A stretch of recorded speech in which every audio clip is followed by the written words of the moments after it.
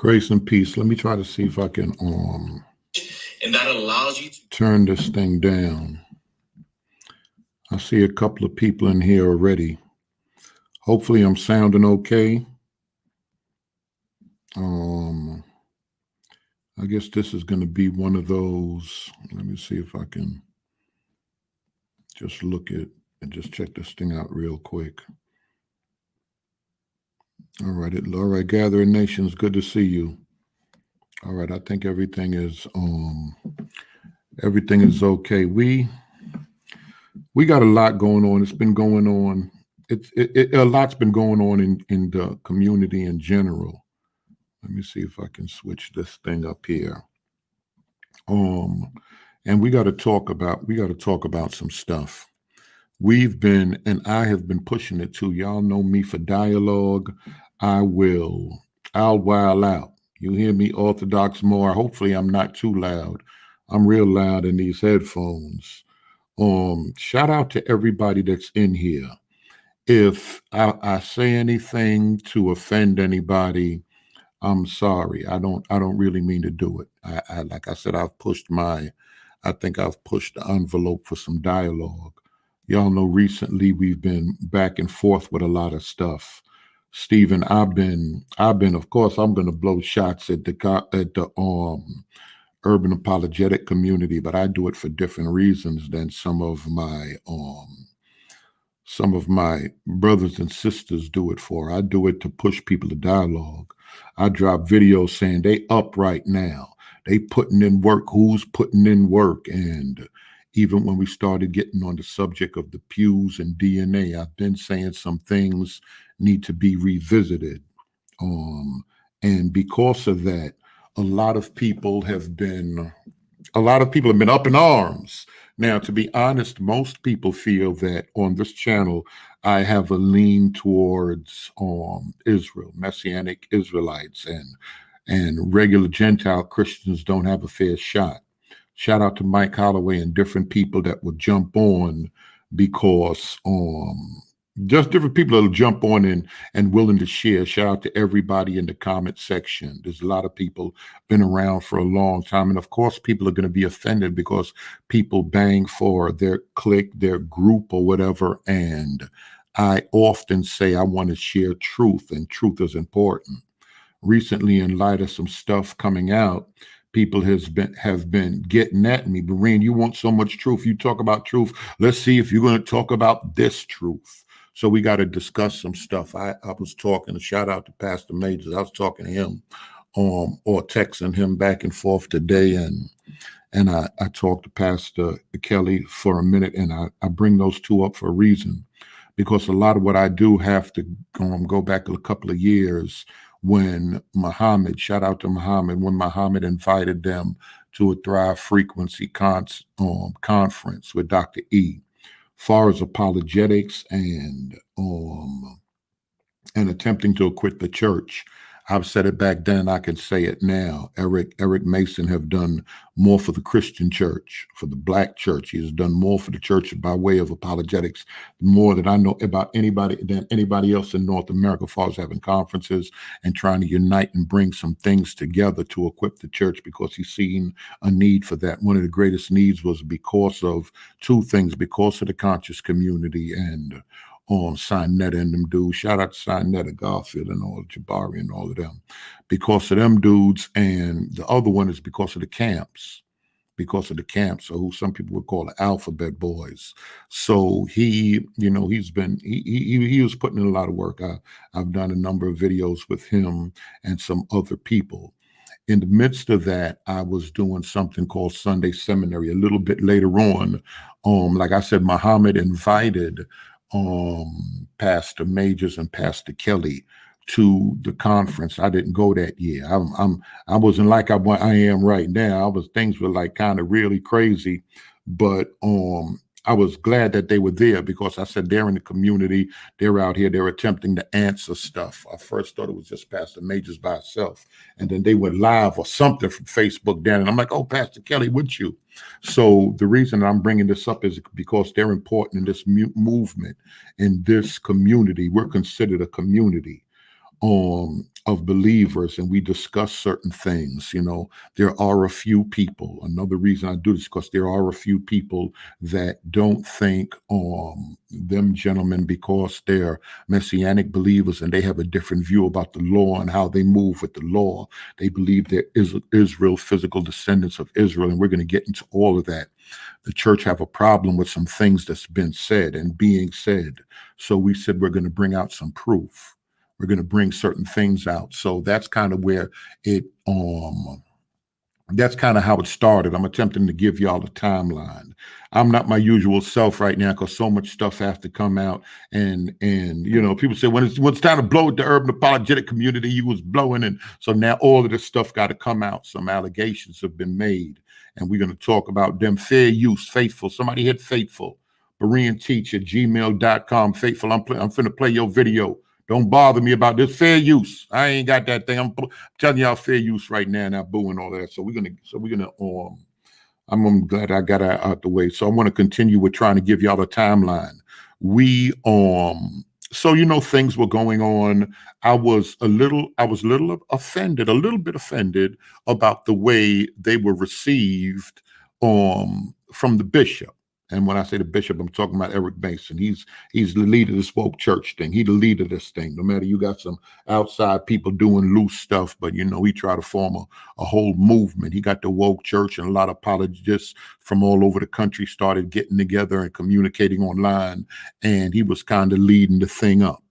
And some other people jumped on the scene. Damon Richardson. Y'all know the whole thing. He got other people in ministry he ride with. Pastor Jerome Gay. I did videos with all of them dudes, and shout out to them. So they're what's known as the urban apologists that's attempting to answer questions. In the midst of that, they getting ready to debate Sinetta and them. Been a whole bunch of back and forth, and and Polite and Jabari and Garfield and all of this stuff. In the midst of all of that stuff, there was another sister that was already doing videos that people seen, and they brought her on. And like I said, my the whole joint is crazy back then. But that's when Sister Nefer came on the scene, and immediately she started getting it on with them. But she already had a channel. I already had a channel. And then the Christmas thing came around. And because I do what I do on my channel, y'all see how many people are offended with the Christmas tree. Oh, Christmas tree. Oh, Christmas tree. And, just to bring dialogue up, I would stay throwing that out there because I think that's a problem in our community with Israel and the church, and people talking about paganism and all of this stuff. And, we had a couple of words, he dropped a video from Hank Hanegraaff and this and that. So I eventually went my separate ways. Later on, some people had some things to say about Berean and finances. And that's where Pastor Isaiah and some other people came on when I was on a live down in Philly. I'm trying to work y'all up to something. So eventually I pull out of the urban apologetic community altogether. But I'm still making videos. I'm still involved in this community, and there's other people involved in this community. I didn't like the fact that there were certain people that were saying these people were not saved at all. Like Sister Cherry, I believe I had Faithful on there, and he said he met one Israelite he believed was saved. I can go back. I got that on video, and this is no disrespect. This is just putting everybody, explaining y'all, how things were going down. So of course I start blowing. How can y'all say what saves a person and this and that? Immediately, Eric Mason hit me when he seen that video and he sees some stuff going down, and he was like, "Well, who's saying that these people are not saved? Nobody's saying that, because the beef is the law and keeping the Shabbat and all of that. Is this Judaizers? Is this Gentiles? Is this Acts 15 being revisited?" But he's saying no one's saying they're not saved, but clearly there were other people that had channels that started saying these people were not saved. So a little bit after that, or during that time, this is when I during Sunday seminary, I had Sister E come on. And y'all know she got a channel right now, a channel jumping. I think she just started her channel, maybe a year ago, not even 18 months, I don't think. She over 3,000 right now. And I'm saying these numbers for a reason. Everything I say and I do, I'm doing it for a reason. Let me try to scroll down here so I can attempt to answer some questions as we're going on. As a matter of fact, I'm going to send, I'm just going to click this link. I don't even know if I want anybody on here because I don't want nobody. What is it saying about this address thing? I don't want nobody to feel that I'm saying this for a reason. I'm by myself. I don't want nobody to feel that I want to bring people on to say what I'm saying. What I'm saying, this is me. The community feels a certain way. People, they feel in some type of way because of some stuff that went down. So where was I at? So Sister E come on, and we're back and forth. As time went on, there's a lot of people dropping a series of videos. So I said I'm going to spend a good bit of time speaking on people that consider themselves Israel, and that locks us into a history. So people are going through a history through Sister E, because she was on riding with us for a long time. She would often mention to people Ateo Ministries, and I think that's when she connected with Pastor Kelly after the frequency conference that they went to. That's when she connected with him, and Minister Dante was already doing his thing, and I'm going to talk about that and why we call him minister, and how some people are offended. We're going to talk about all of that stuff, and because so much stuff been flooding my emails, and a lot of people thinking that I do have a fair platform, and I feel I do, and everybody's griping on this side and that side. In the midst of all of that, she met them, and there was a whole big thing, y'all. For y'all that's been around, y'all understand what's going on. There was a whole big thing with her and Sister Cherry and my team, and we bringing them on the platform, and the guy G-Man and everything. It turns into a zoo. Faithful was on there, back and forth, and we end up, I think I end up blocking him or whatever, but he came on there and he was, just talking, not even reckless to Pastor Kelly, but he talking and talking and talking, and he kept it 100. He said, I want to get my points out. He had a lot of points to say. We were on there live, and then, things just kind of went sideways. But I'm trying it out with a panel of people, and, I got the Catholic dude on, and we rolling, and everything seems good. So there was a big falling out. There was a big falling out, and we, a lot of us end up going our separate ways. I'm still making videos. I got my man and them riding with me. Some brothers helped me set some stuff up. Shout out to them. I didn't want to say their names right now, but a shout out to them. They helped me set some stuff up, so I keep going. So now that we come to this place, we say we're going to revisit some stuff. That whole Judah thing, Minister Dante putting in plenty work. Tell you ministries putting in plenty work out here. So I'm saying I'm going to gather those people, because I want the church world to know. It's not even the church people in the sense of those that go to church 3 days a week, or 3 days a week. No, because I have a lot of people, the majority of my crowd, even if they identify Israel or they identify believers, a lot of them are not locked in the home churches. So the church world see that Berean is starting to get a little, trying to do his little numbers, getting some people. But a lot of the people that I have, they're not quote unquote trained church people. They believe in God. And I believe you can believe in God. You can believe on the Lord Jesus Christ and not have a home church. Is that the ultimate biblical way that you should do it? No, you should be in fellowship. But reality is there's a lot of people that don't. Right now with COVID, with this whole COVID thing, it's a whole nother story right now with this COVID thing, because almost everybody home. Thank God I end up locking in with some believers that never stop. They never miss a beat. They're going to ride on, but that's what God told that leader to do, and I ride with them folk. Everybody ain't get out the boat. All the apostles ain't get out the boat, but Peter said, Lord, if that's you, bid me to come. So he did some stuff the rest of them didn't do. So, I'm involved with a ministry that's on some different stuff. They're going to ride it out, and I ride out with them. Doctrinally, that we don't believe everything that's the same, but these are believers on the Lord Jesus Christ, and I ride with them.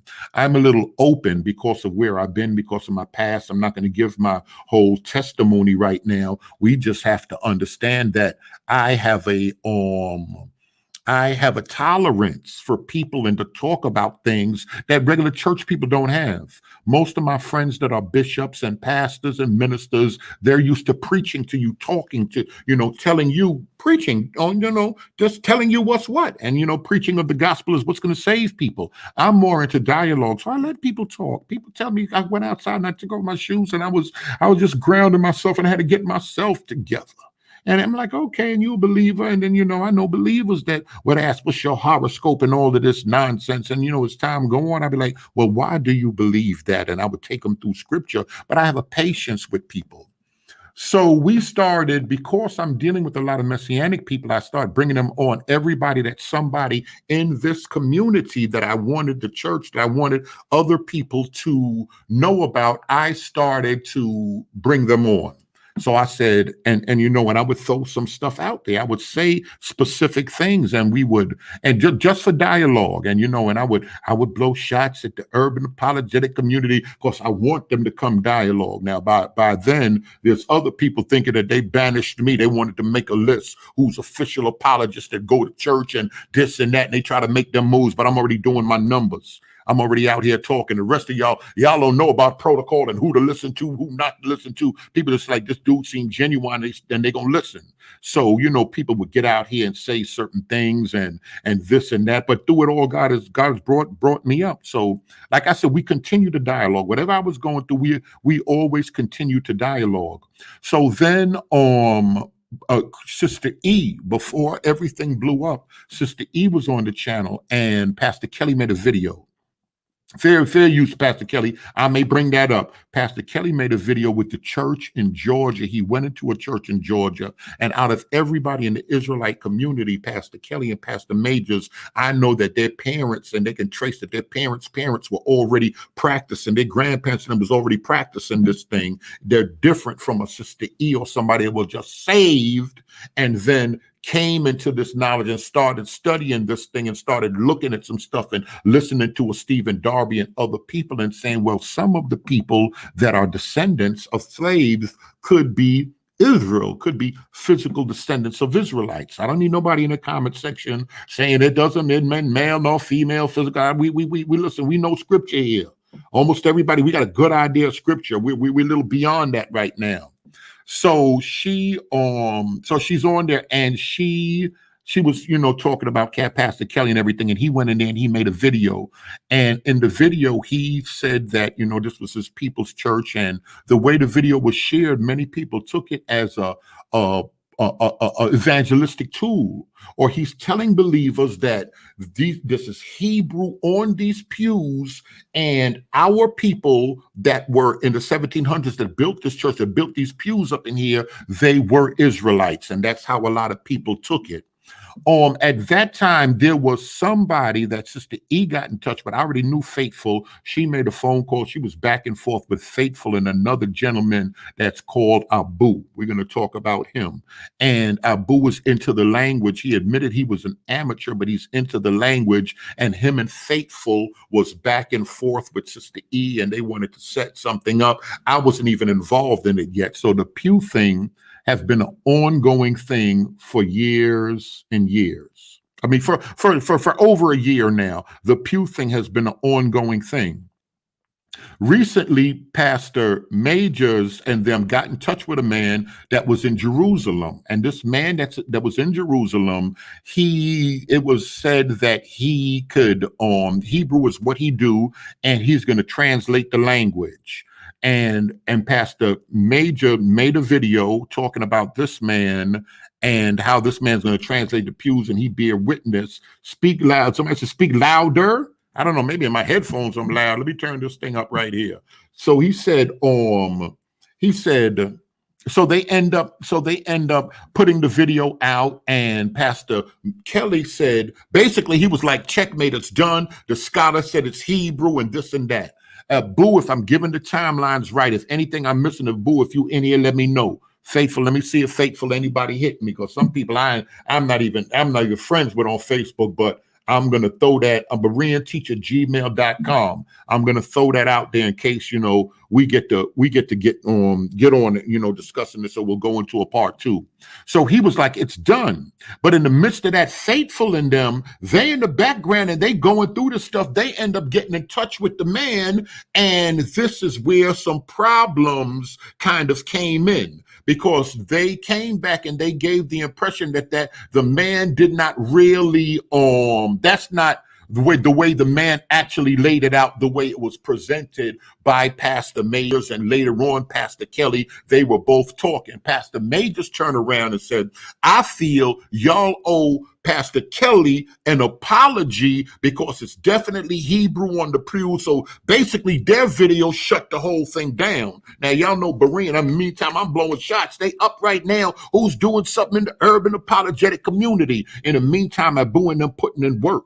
Faithful to God is putting in work. Now, I'm not going to get on the color of people because when things don't go some church people or religious people ways, they look for things. And I told y'all, I've been around them dudes and they get pulled over with hammers in the car. Why y'all pulling us over? Because we black? And they doing it for different reasons. So I'm not going to get on the color of vocab, the color of faithful, and the color of Abu. Because, people's been hitting me with some stuff. Leave this alone. Leave that alone. We got to look at the evidence that's out here. So they turned around and they made a video. They turned around and they made a video. A few people got in touch with the man, and it seems like this wasn't it. I came back on when I see it was problems. In the midst of all of this stuff, vocab hit me. Vocab want to get it on with Minister Dante. They want to have a debate and do it on this platform. I hit Minister Dante. Oh, well, he, of course, he liked this is up his alley. So he liked that he won, so they end up getting it on and they debated on the 400 years. In the midst of that, my man and them other people that I come on that we may have different views, but I bring them on. Alton Johnson and other people. My man, my brother Keith and so many other people, they have channels and they make videos. The 400 years shocked people because a lot of people never heard about what Minister Dante was talking about and what Ateyu Ministries talking about, that 400 years in Genesis have to do with blacks in America. People are shocked. So other people are automatically, that's madness. Berean got over it with them because they already identified these people that want to keep the Shabbat and don't eat no pork. They already attempting to say a lot of these people are not believers. Other people come on like, listen, I want to hear about some of this stuff. And I said this is a viable option, this messianic movement, because so many people are sick of what they see in the church. Even if they don't understand it, they don't understand the egg, they don't understand the bunny, they don't understand blatant racism that they see from some of these European evangelicals and Donald Trump people. Just the way everything is going, some people are sick of church. And I want to talk about that, being sick of church spirit and how God will lead and guide you. Because all of the church ain't bad. I'm going to talk about that, but I blow at the church to stir them for a specific reason. So after that, there's been some back and forth. And on the low, when you see 4, 5, 6, 700 people in here, all the urban apologists come through, even if they don't speak to me, even if we don't deal, even if they don't comment or they commented under another name, they coming through and they monitoring everything. They taking note. So in the midst of all of that, Isaiah Robinson dropped a book and he brought up Boom Church. I'm trying to give y'all everything compacted. And he brought up Boom Church and Pastor Major had flicks with him like he had flicks with other people at the conference. And he billed like we bill. He thought everything was cool. He ended up bringing it up. They feel vocab is doing it, but vocab is finessing like I finesse for dialogue, for whatever. No matter, we have different ends to where we're going with this thing. So he end up so as the story go on, they end up getting on and we start talking back and forth. Vocab came on, there was a little back and forth with him and other people started coming on. I said, finally, we can get past this stuff. They would go back to their channel. They would talk about the 400 years. I would bring on more often. Minister Dante Teo would come on. Sister E already started jumping back on and we're dialoguing. We're talking, we're dialoguing and we're building. Other people are coming. Other people that's not underneath the authority of those people that say don't deal with Berean, don't go over there. Some people been coming through. Mike Holloway comes through. Other people come through. Shout out to him. Y'all already know my man. Let me put this on mute. My man Jason Brown stay coming through. We got series of teachings. Shout out to the apostle. He come through. We got series of different teachings, but a main focus, a lot of what I do got to do with Israel. In the midst of all of this, I said, Pastor Kelly, don't y'all think that there were certain things that need to be revisited? Pastor Kelly was on, Mr. Dante was on, Faithful and them pick up the video and they start running with the pews again. I said, we need to revisit that. Judah, Wuda, the whole thing with Sister Nefer, that whole thing, and her and Minister Dante. Now that we got some of the beefing out the way, let's get to the information so people can see the information and make choices on their own. Let's attempt to do that. And Faithful and them been dropping videos a little bit here, a little bit there. When the Pew thing started getting more serious, I said I'm willing to put some money up to get a scholar to come and read the pews. Abu and them, and I'm gonna tell y'all because people want to know my position. Shout out to Pastor Kelly, and even talking to my homegirl today. She said, "Listen, ultimately we're gonna have to put that." And she said she was willing to put that money up. She think it's Hebrew. Pastor Kelly and them think it's Hebrew. Some people, we can't say the thing is squashed. I ride with Abu and them. They say it could be some form of Arabic from back in the days. I ride with them. My homegirl ride with Pastor Kelly and them. So it's still up in the air. In the midst of all of this, we've been pressing them. A lot of people in the urban apology, some people, I can't say that because I don't deal with most of them, but Abu been constantly pressing it. Constantly. That's what he do. Faithful of God, constantly pressing it because they're into the language. Faithful's into a little something else, but they're into the language. They're into the language. And then here and there, Cherry stay banging, vocab stay banging. So those are the ones that bang or talk the most about Israel. And because Sister E, because so much other stuff been happening, I've been having messianic people on. More and more people have been focusing on messianic believers and saying like G-Con and Damon Richardson that they're more dangerous because y'all look just like us. Y'all believe so much of what we believe. Y'all not talking about kill Europeans and all the other stuff and raping the little children in the kingdom that some other camps would talk about. So some people have been putting more attention on this movement. So now remember, because I already had a channel, a center of this movement is Sister E that rode with me for 18 months, 2 years, and it started her own channel. And the two pastors that went to the Frequency Conference out there and was, they dialogued or whatever, but they weren't fully received, let's put it that way, by Eric Mason and the other apologists, the bishop and the other apologists and everything. So Sister E, so Pastor Kelly, Pastor Major, and Sister E were major in what I was doing in bringing this out to the church world to understand these type of Israelites and their doctrine. Tell you ministry, Minister Dante was already doing it. Stephen Darby already died. These are the leaders, the movers that most people in here know have been involved with them or have followed their teachings. And a lot of them have been over here on this platform, besides the other brother out there that was that's a lawyer out there in Louisiana that's involved in ministry. Shout out to Park. I see you hit me in the thing. So when the pew thing start jumping now, I said, now we can get into it. I offer money out there for the pews. Another video was set up and Pastor Kelly and Pastor Majors. However this thing happened, another scholar pops up on the scene. Another scholar pop up on the scene bearing witness is Hebrew. It was a hypothetical Arabic that was promoted by Faithful to God, by Abu. And I kind of ride with that, but I said, whatever it is, I'll put money up because I want to make sure the people are getting the right information. This is my money right here. I said, I'm willing to put that up. Another sister said, listen, I'm willing to put up some money also. Pastor Majors came out and he said that he had a scholar, and I'm going to play a video for y'all. Matter of fact, let me see, let me share my screen. Let me go to this and y'all tell me I got to go to my phone.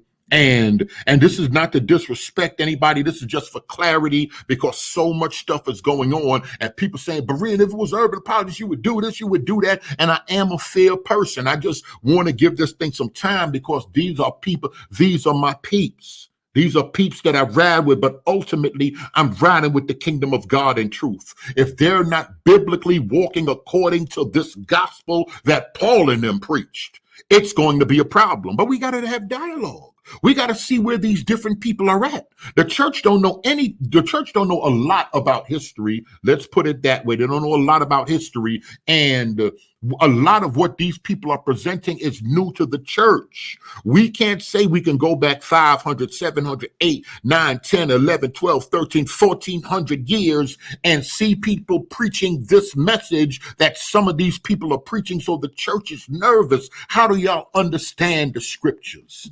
Let me see if I can pull this on. Let me see if I can pull this thing up. If it says share screen, what would come up right here? Let me see what screen. Hold on, let me see which one. If I can, hopefully I can do this. I'm gonna just play this video right here, y'all. Let me see if before I hit the button, let me look on my thing and make sure. Do me a favor, y'all see this, right? I can't even see y'all because I don't want to make this smaller, but so I'm gonna look from my telephone before I hit the button, and I want y'all to see what's going on, and they're prepared to answer these allegations. But there was a number of allegations that were put out. There were a number of things that were put out from Abu and Faithful to God, and then Sister Cherry started speaking on it. Garfield and them started speaking on it. He on vacation in Jamaica.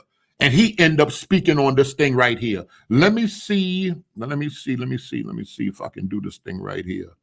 It looks like it's on the screen. Let me scroll down here. Y'all said, yes, we see it. All right, let me just go back here. If y'all see it, let me just hit this button. Where Brown reads the emails he received from Professor Katz. I'll even include the humorous clips from the 1960s Batman television series, which Richardson interspersed, apparently to convey that these emails are delivering knockout blows. So this section will run for about 3.5 minutes. Here we go. The great thing about Richard Katz is not only that he's sharp in the area of cursive Hebrew and philographer, but he has some understanding of the Soletreo script. So here's the first email that we got back. His response: thanks for emailing me, William. Looking at this pew, because I sent him one, I can definitively say that it's not Arabic. It's not Arabic. But more closely to ancient Aramaic square letters, but could possibly be a form of Hebrew. Why? Because if you know the relation between Aramaic and Hebrew, you can see why you came to this conclusion. If you could email me more pictures of the pews, if you have them in a higher resolution, and I can give you a more definitive answer. Shalom. Thanks for these photos, William. I must say, looking at these photos, the old cursive handwriting of Judeo-Spanish language seems quite clear. Quite clear. Also, there are other characters on the pews. I sent him more than one pew. Remember, in the first email, I sent him one pew. The second one, I sent him more than one pew. There are other characters on the pews of cursive Hebrew used in Israel today. By the look of the writings, the pews could not have been written by the same person. That's possibly why Soletreo and Hebrew block letters, or some could interpret them as cursive, appear on them. The bottom left corner, here it is, listen to what it says, the bottom left corner, I would say, are Hebrew cursive letters. Hebrew cursive letters. In the traditional Bet Yod Nun Sofit, which would be the word bin, B-N, or Hebrew for son of. I hope this helps you on your quest. I'm interested in how the markings were written, especially since it's not a synagogue. Professor Richard Katz, Hebrew Linguistic Studies, Tel Aviv, Israel. It says, good morning, William. Regarding your last question, as I stated, Bet Yod Nun Sofit can be seen using Hebrew square letters, and after reviewing what Beneda presented using Soletreo, those markings are extremely close, and one could conclude The words he translated from those markings are strikingly close in comparison. My conclusion regarding the pews, the words B'nai Yisrael or son of Yisrael or simply Yisrael should be noted.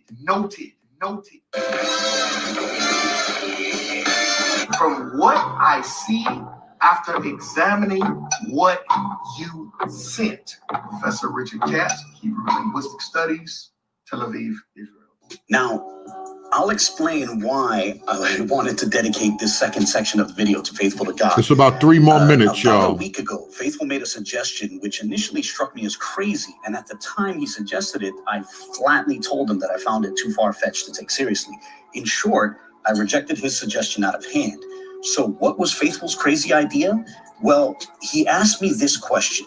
What if the scholar Richard Katz doesn't actually exist? Is it possible that William Brown himself composed those emails, and which he attributed to a fictional professor of Hebrew linguistics at Tel Aviv University? At the time, I immediately told him that of course not. Of course, that's not the case. They would never do that. They're making the case that this is made up. It seemed like a ridiculous assertion. However, over time, my receptiveness to the idea has evolved. And so in this section, I'd like to slowly go over the steps via which both our thoughts on this topic has evolved.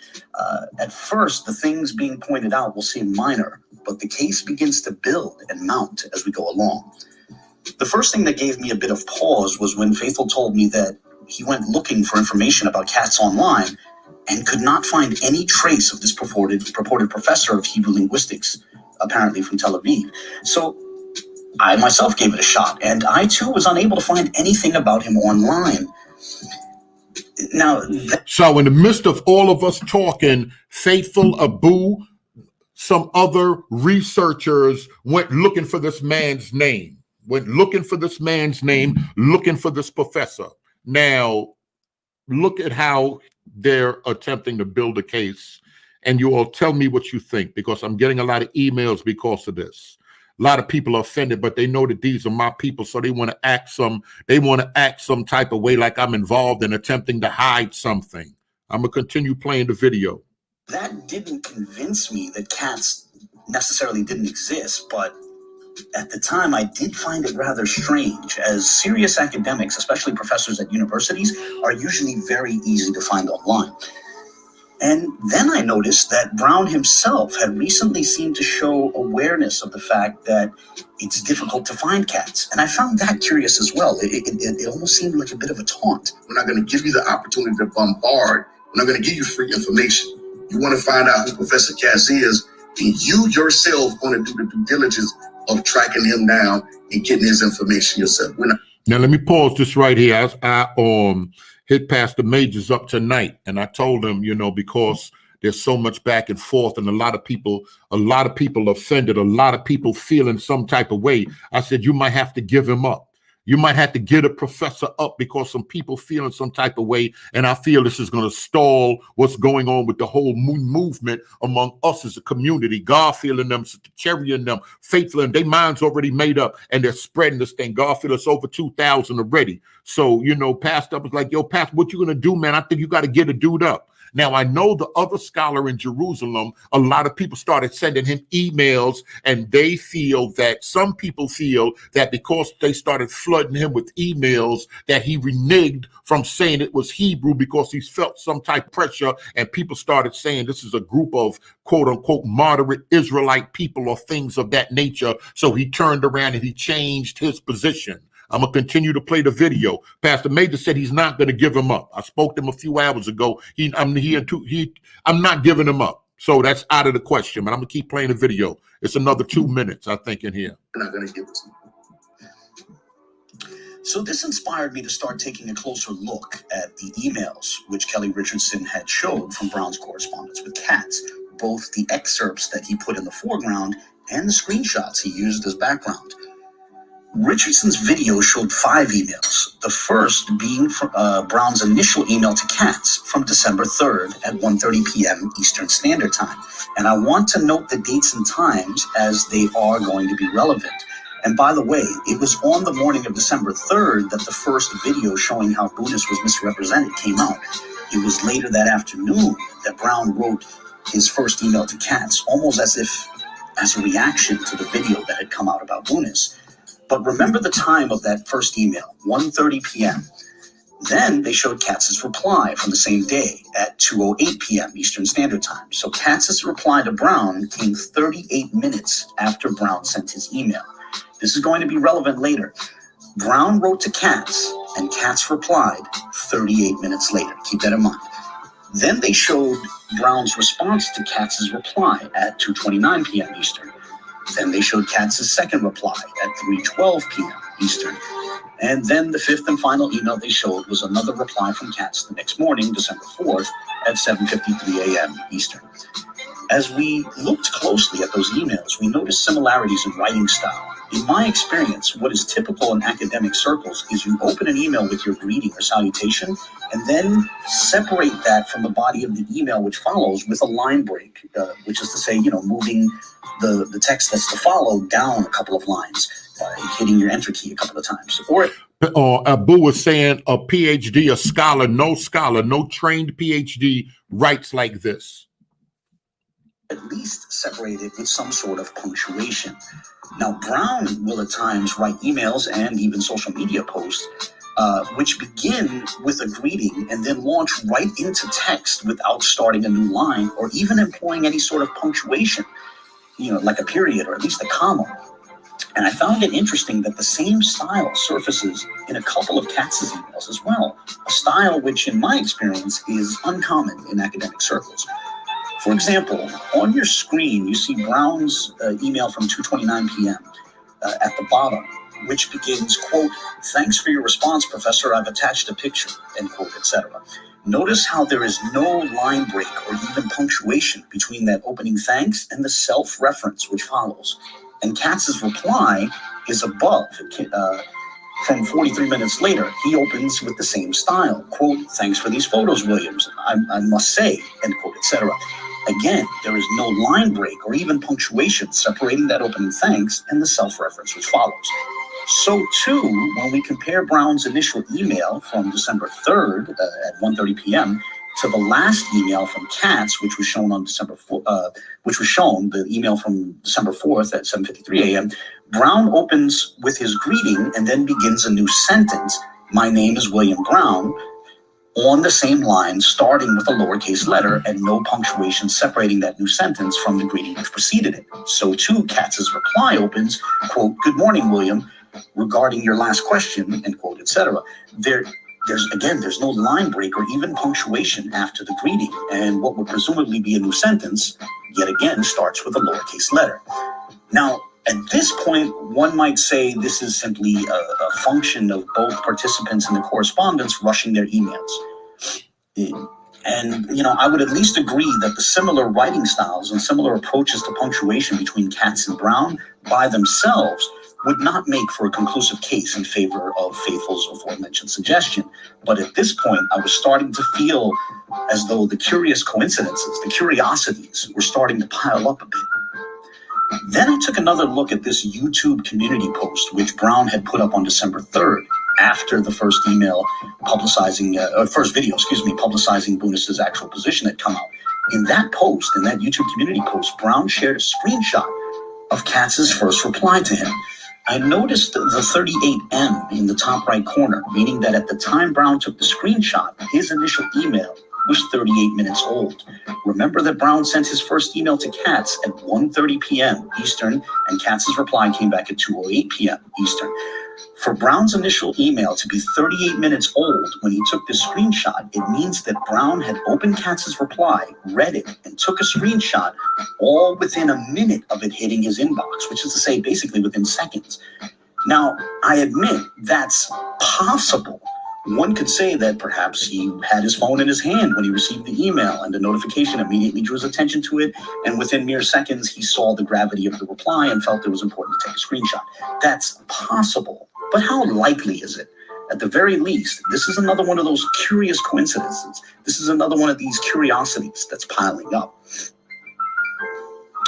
And we had noticed before that while they did not share Katz's full email address, What they did show revealed that the portion before the arroba or the at symbol was not some permutation of his name, as is typically the case with academics' emails, emails professors. Rather, it was the phrase Hebrew language.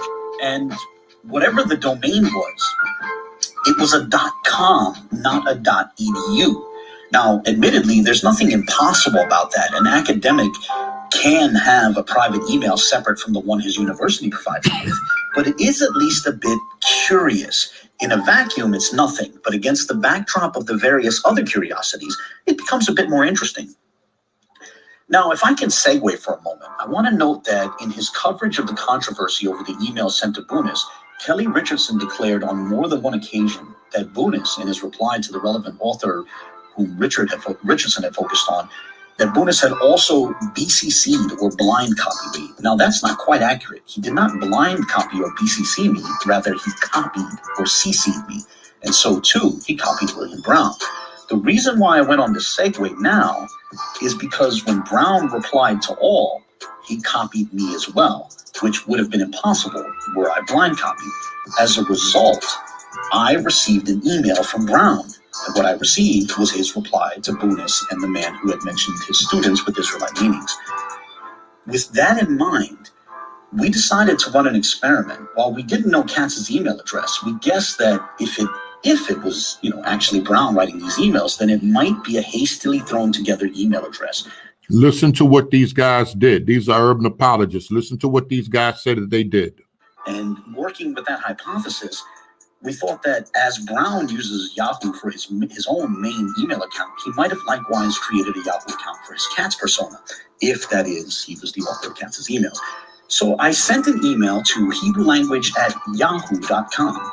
Now, and immediately after that, I posted an admittedly cheeky Facebook post showing a screenshot of the email I sent, which included a garbage or non-existent email address, which I blind copied, and I'll share a link to that Facebook post in the video description.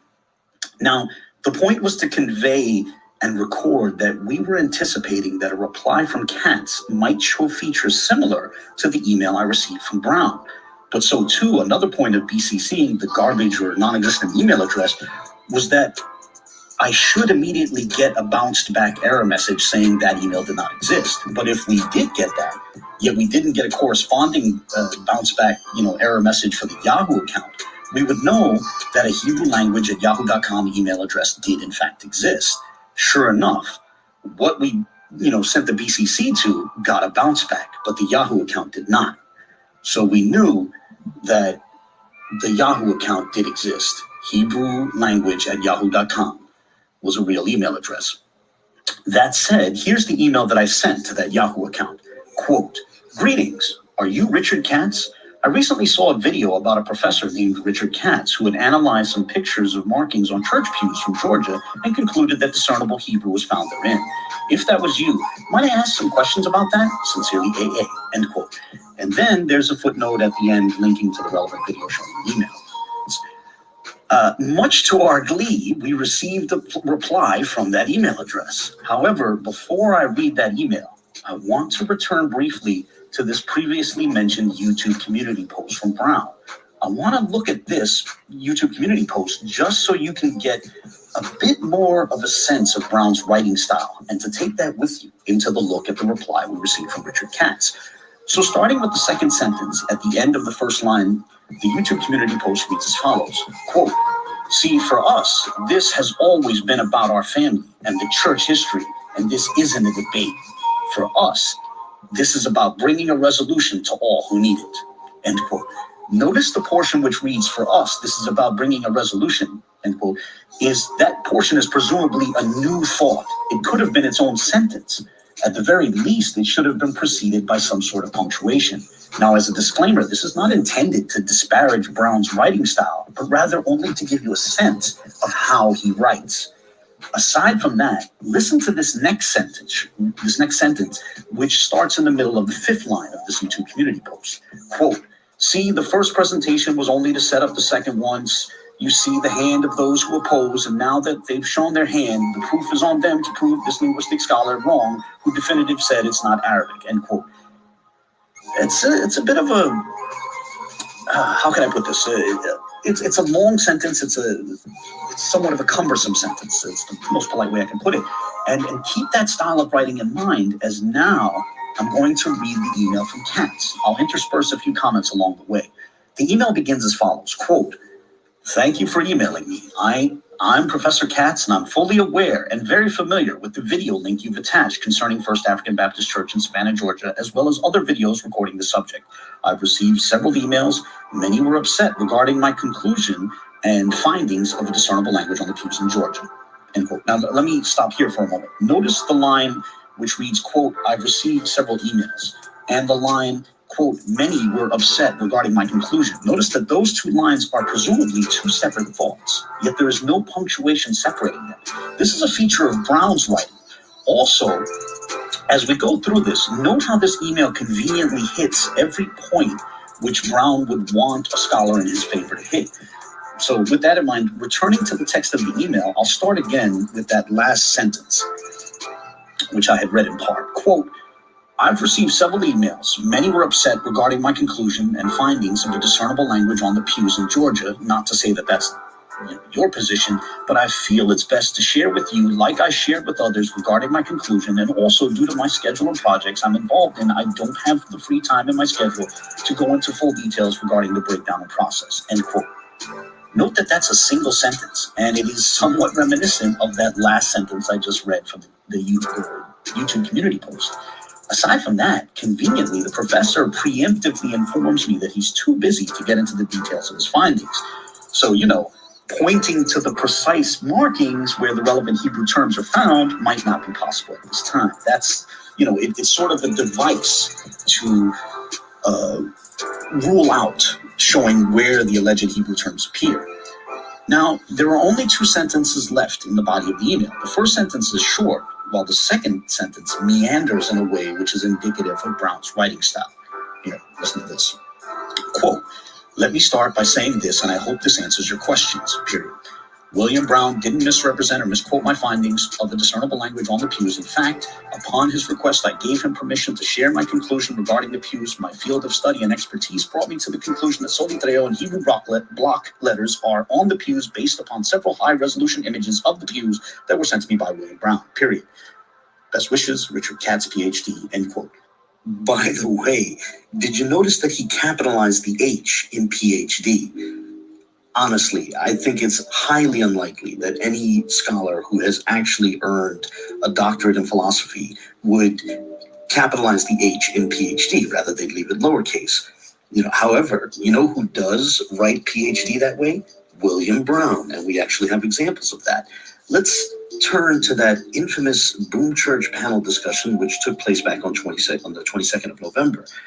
And I'm going to pick it up at about the 1 hour, 7 minute mark. In a portion where he says he reached out to a student at Tel Aviv University to ask them to reach out to one of their professors for help in deciphering the pews. Here, take a look at this. So I just reached out to a brother that I know who's a student at Tel Aviv University because I knew that we needed to get this. So I inboxed him on Facebook. I blurred his name because of the fact that I don't want people harassing him. Plus, he's involved in politics in Israel. So I asked him, I say, listen, do you know anybody at the school or whatnot that can, cipher this, look at it or whatnot? And, he responded back to me. He was going to send it over to one of his, professors and try to find someone. Honestly, I must confess, I'm even wondering about the identity of that alleged student as well. But that's a discussion for another time. The relevant point is the text in blue, the blue block of text on the left is the message that William Brown sent to that alleged student. And I'd like to zoom in and focus on the way that he spelled PhD, in which he clearly capitalizes the H. So this is another thing that Brown and Katz have in common. Small thing, but worth noting. Anyway, let's get back to that email. Now, I imagine that those of you who have some experience with academia might feel some doubts about the idea of that being written by a college professor. On the other hand, However, others could argue that maybe Katz rushed his email, hence why it reads that way. Or some might even propose that English is not Katz's first language, or at least that such a writing style might not be implausible for an academic who primarily moves within a Hebrew-speaking paradigm or environment. So we can just say that the form is another one of those curiosities. There's a lot of similarities between the way Brown writes and Richard Katz writes. But putting that, all before us and letting that sit in the backdrop, now I'd like to share what I consider the most significant piece of evidence.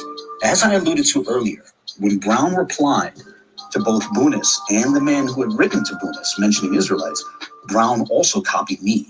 On your screen is that email from December 3rd.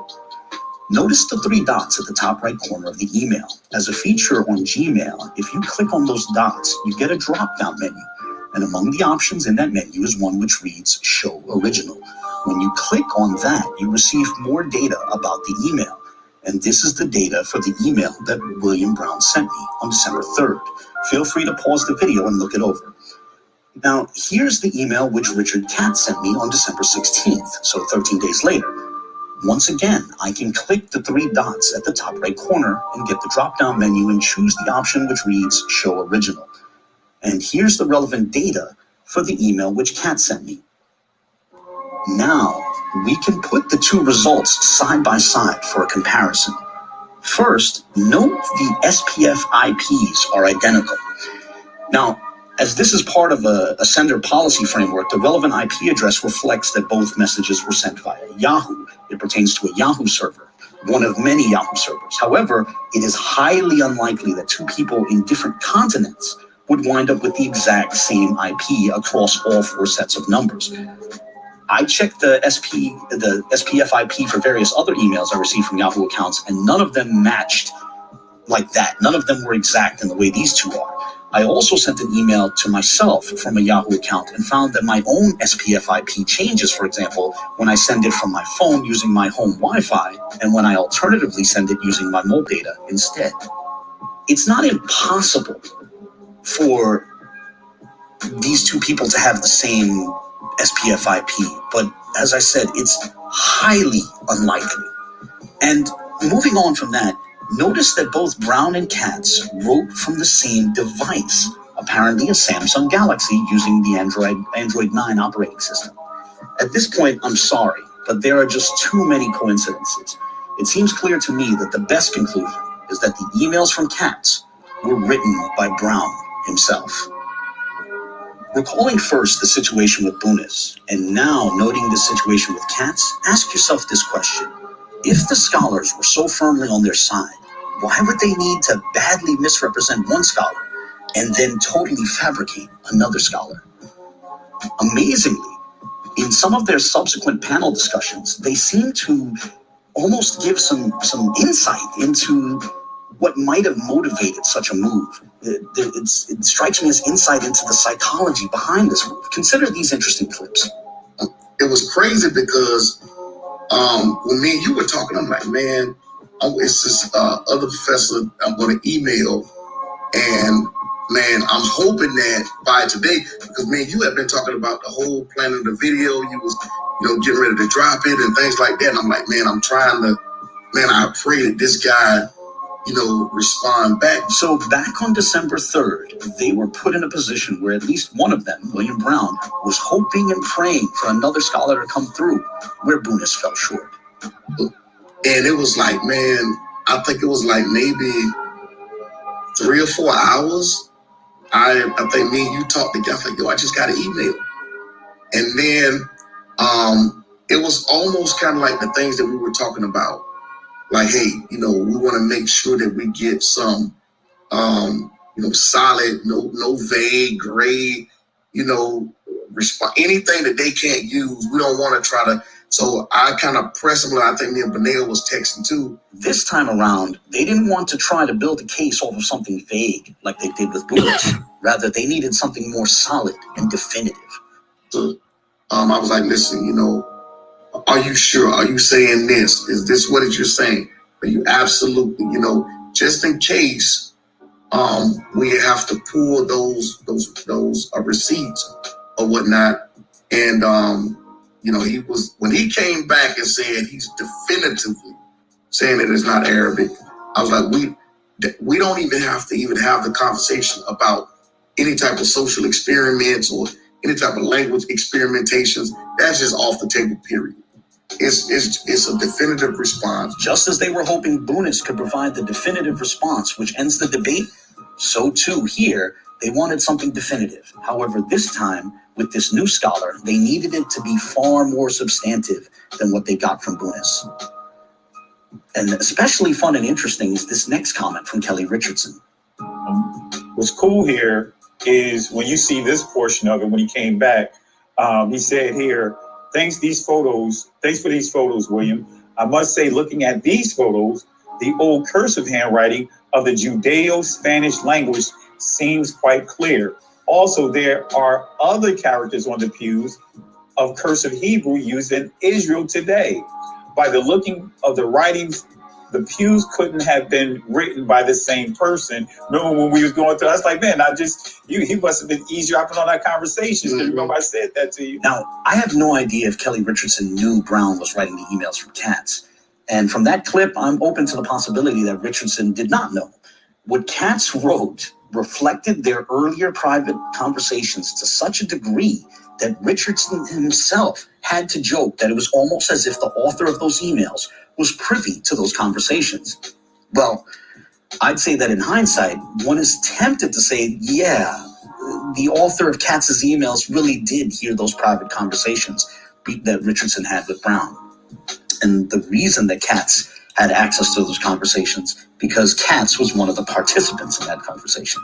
Another piece of evidence that gave away that the purported professor was William Brown was his inability to tell that the word B'nai in the Hebrew phrase B'nai Yisrael is plural, not singular. And yet, the gentleman in question translated B'nai Yisrael as son of Israel rather than sons of Israel. This is a mistake that one would expect from a person who is unfamiliar with Hebrew grammar, not a professor of Hebrew. Food for thought. On that note, we look forward to the comments of others. God bless. Let me hit this.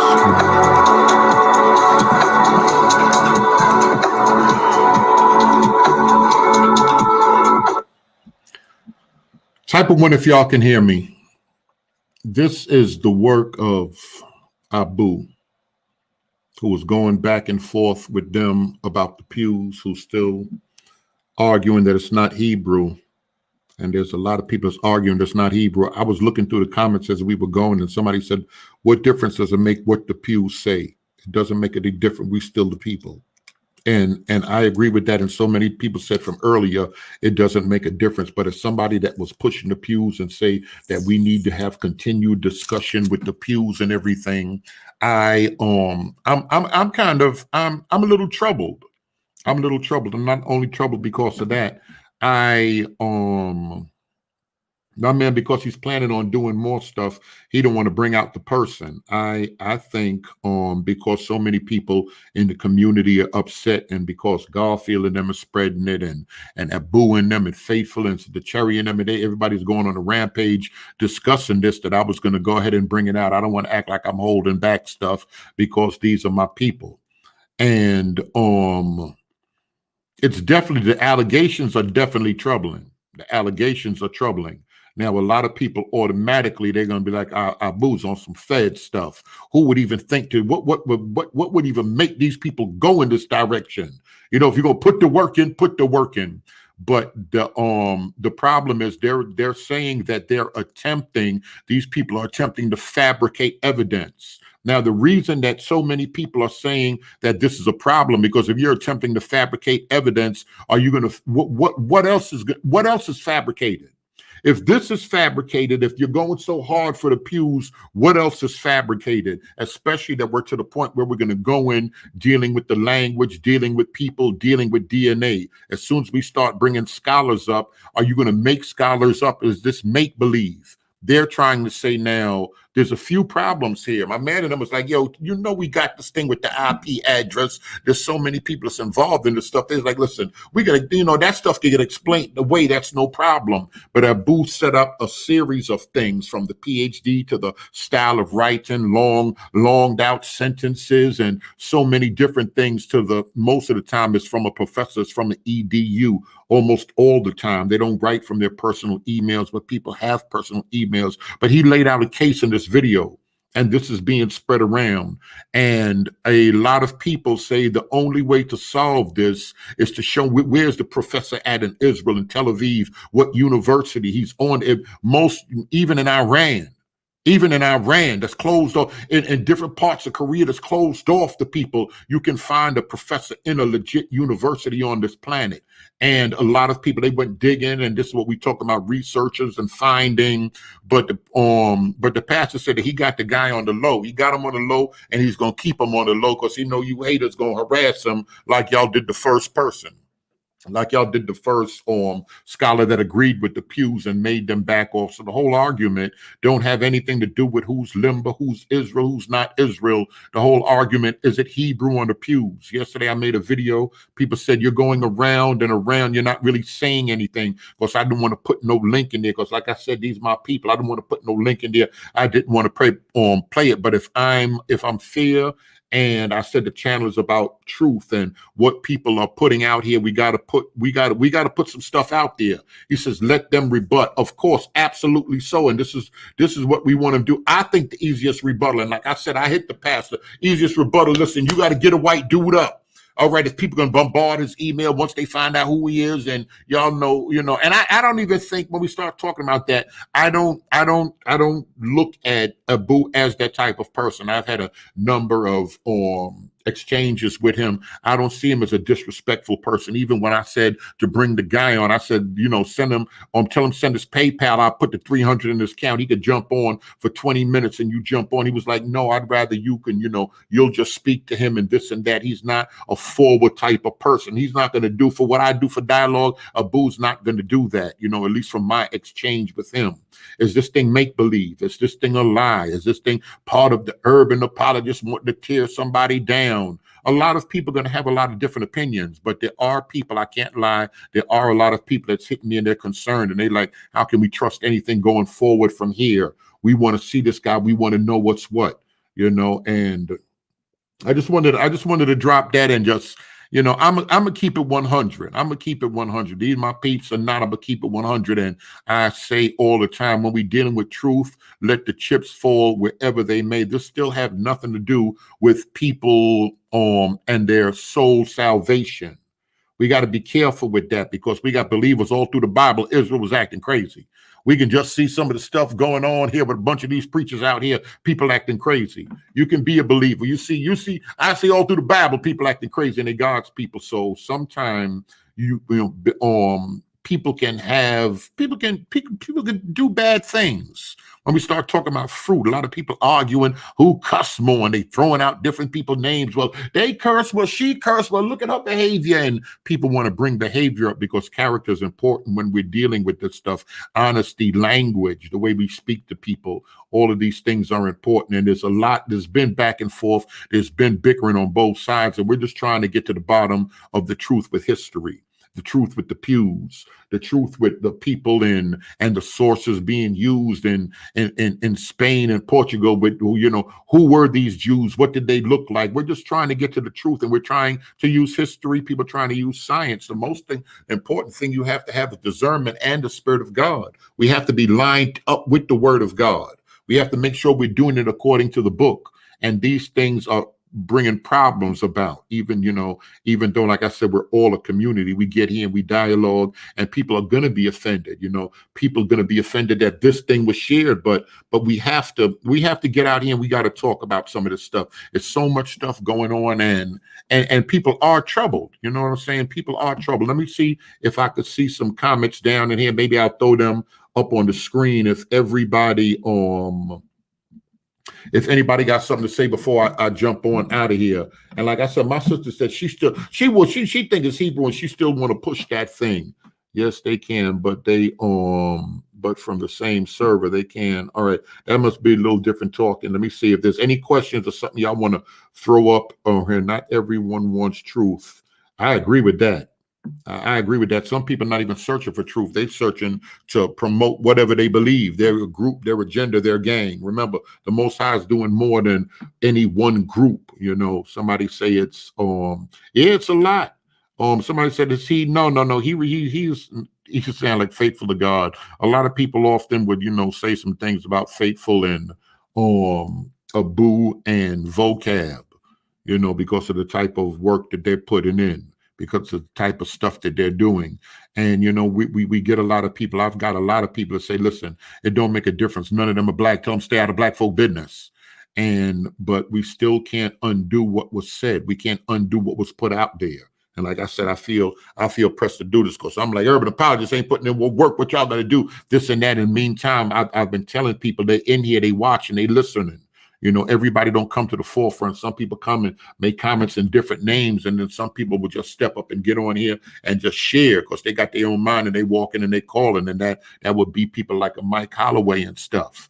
And a lot of people get offended. A lot of people are offended. Shout out to Pastor Majors and everything, but we're gonna have to. We got to break it down when it comes down to it. A lot of people. I'm just gonna tell y'all what's going on out here. People feel, listen, that there is no Richard Katz or whatever that man's name is, that was made up and it was to push the Hebrew agenda and to get them points on their side. I don't know why we would do that when we're putting up money. We got scholars. There's so many Israelites out here. Somebody speak Hebrew and somebody would be willing to help. But this is what the sentiment is. And people's like, listen, it's time to repent. If you did wrong, come up to the forefront and repent. Come to the front. Like the other pastor said, come to the front of the class. But if he's finessing it, because, these cats come from out here, these cats know how to do what they're doing. They're going to, if he's finessing it and he want more information coming out from this man or this professor, people looking at it real strange. They worried about that IP address.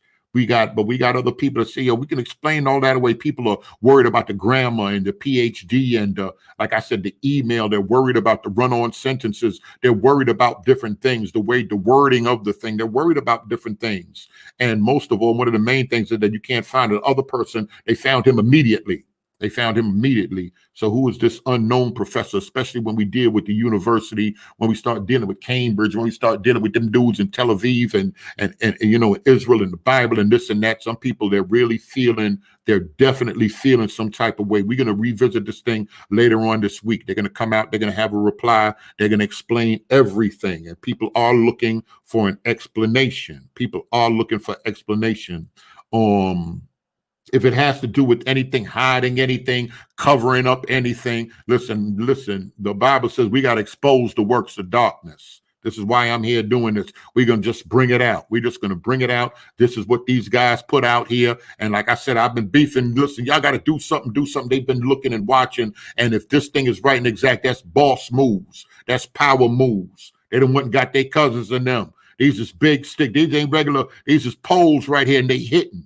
And they're hitting back. A lot of people, and somebody I love and respect was like, listen, if the pastor threw that out there, if he threw it out there, he just threw it out there. That's on him. What does that have to do with the whole community? You already know that people like bunching things together. People already out here, they like bunching things together. So this is what it's going to be. It's going to be some bunching together. They're going to take it and they're going to run. They're not going to stop.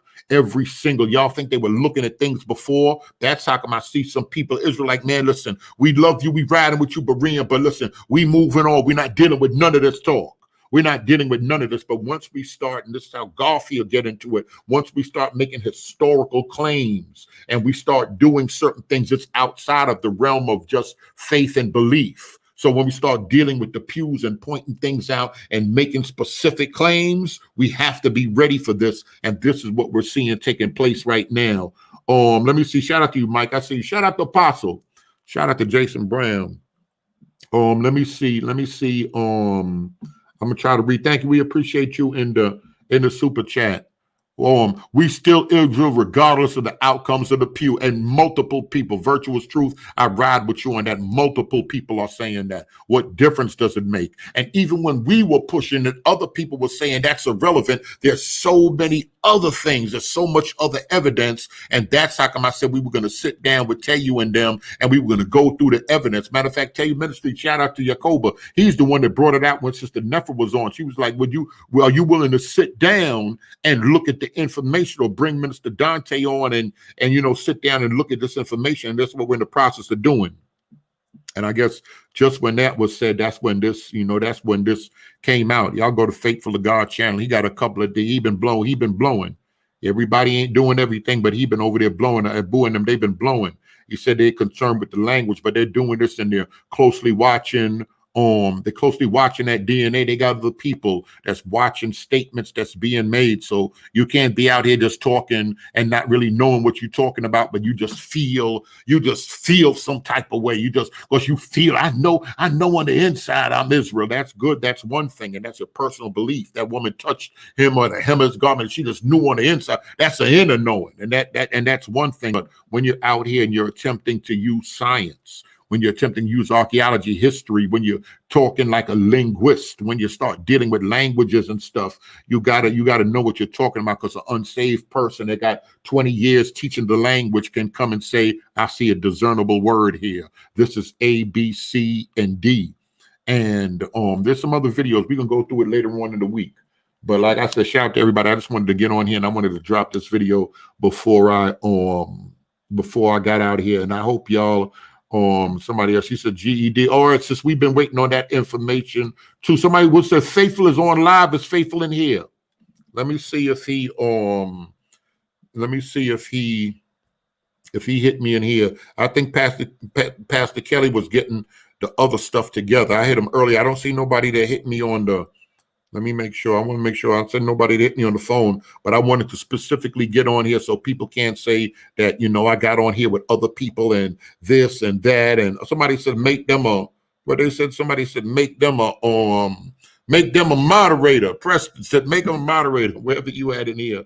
I'm just seeing that right now. But, we're gonna keep getting into this stuff. Let's try to, as we talk, as we share, let's try to be respectful. These brothers are pastors, they got congregations, but they're out here trying to share, and that's important. I'm gonna try to lead by example. We gotta try to watch our language when we're sharing with people. I don't know when it became a sin to disagree with somebody, disagreeing. We hating you to death now just because you disagree on the pews, because we disagree on how we did the law and what day we're supposed to go to church, pew or no pew, or you see that stuff like that's coming up. So we gotta all right, peace and blessings. All right, I wanted to see if anything specifically came up. And all right, I don't see anything specifically. We're gonna jump off. I don't like what you said. Somebody said, okay, all right. I just want to make sure I don't miss nothing, because people would often hit me and say, "Yo, I was on," and I said, and I said A, B, C, and D. We appreciate the work you've done. Thank you so much. Thank you so much, y'all. Y'all know what it is. Y'all want to support $ Berean Teach on the Cash App. And like I said, I listen. I love everybody. I love everybody. We by this shall all men know that ye are my disciples, that ye have loved one for another. The final conclusion is, listen, people make mistakes. People don't make mistakes. People got their guns loaded. People getting ready to finesse proverbial guns. People ready to line some things up. So they're just laying low and not saying anything. But we're going to have to, like I said, at least from the ministers, from the people I've been speaking to, from everybody in the community that I've been speaking to, they want to see, because of what Abu laid out, they want to see that professor. They don't want to hear nothing else. They want to see that professor because they feel some type of way and they feel that it's overwhelming evidence. If y'all feel that it's overwhelming evidence, like I do with everything else, type of one in there. If you think that that's something to look at, that's something that's, because a lot of people are saying that they're offended. Some people say, I don't care about none of that stuff. That's urban apologists. That's the feds. That's this, that's that. If y'all feel that something you've seen you have to think, because when we start dealing with them, when we start dealing with certain things, we had And he was in Indiana. Jim Jones was in Indiana. He was acting a little bit crazy. He went to California and wilded out. And some people was like, why in God's earth would everybody else end up going to Guyana with them? And back in the days, I think it was in November, something 1978, they ended up drinking the Kool-Aid. They already seen him acting crazy and they drank the Kool-Aid. Too many people involved in religion right now. So that's some of y'all got to be submitted to your pastors, and God say that, and that's very important. But at the same time, some people just will blindly follow. Somebody said, hold on a minute. All right, no, wait, hold on a minute. No, do me a favor, Pastor, send me your email. No, Pastor want to jump on here. I'm going to have to send me your email, bereanteach@gmail.com. Let me see if I can get you on real quick. If I can get him on, I'm going to have to see if I got a Red Bull in that refrigerator. Matter of fact, I'm going to let him get the floor so he can share some things concerning this whole stuff, because a lot of people are worried about what they're hearing. A lot of people offended. Other people, they just amped up their disgust. bereanteach@gmail.com, Pastor. I can't do it through Messenger. I don't know what's wrong with this thing. It was working the other day. This thing is almost ain't even a year old, so I don't know what's going on. But other people, they're more disgusted. They're very disgusted, and they're blaming all of the urban apologists. I hate them right now. They devils, and I'm booing them as a devil, and faithful as a devil, and the devil's trying to tear us down as a people. And this is what they say. Let me check hold on a minute, y'all. I want to check the bereanteach@gmail.com. I don't know why this thing is acting up here. Let me see. Let me see if I can send it now. All right. Or just went to Sister E. Sister E, get that to Pastor Kelly if you're in here. Let me try to, or put your thing down. Let me see. Matter of fact, let me slow down because I want to make sure a lot was said. The video was played. Let me make sure. Hit me in the. I don't know if that was from earlier. Who's coming on? Pastor Kelly. Pastor Kelly. I looked down and I saw him. I hit Abu earlier. Abu doing some family. I think he's doing that family thing or whatever. He said he definitely wasn't able to come on tonight. Let me look at these comments whilst I'm waiting for Pastor E in the email. Sister E, if you in here, send it to I just sent a couple of people that link, and I'm hoping that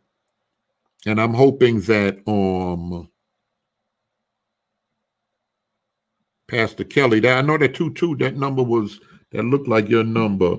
Leave them energy drinks. I know I do the coffee in the morning. I gotta lay low off all of that stuff.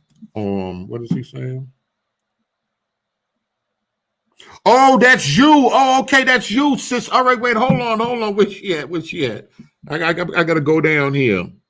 All right. All right, I'm still waiting, y'all. I'm waiting for Pastor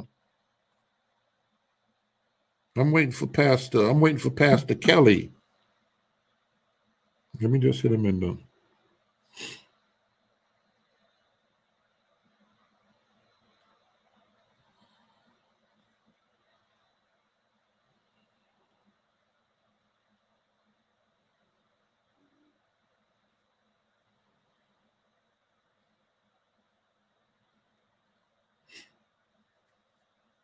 Once you send me an email, I can click on it, Pastor Kelly, or somebody.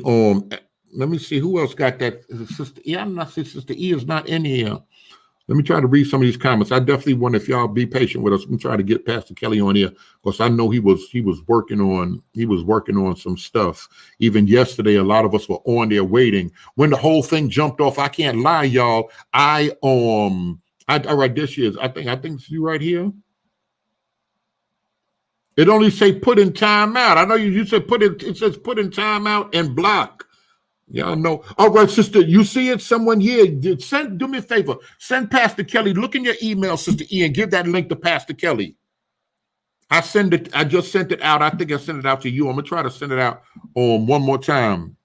Virtuous Truth, I think that was. You hit me in the, I don't want to say your government. You hit me in the, on the Patreon. Shout out to my Patreon people too. As I'm saying, we're going to go some stuff because of the level of what's going on. Some stuff we're going to have to discuss in the background. Did you get it, Sister E? Let me try to send this thing out again.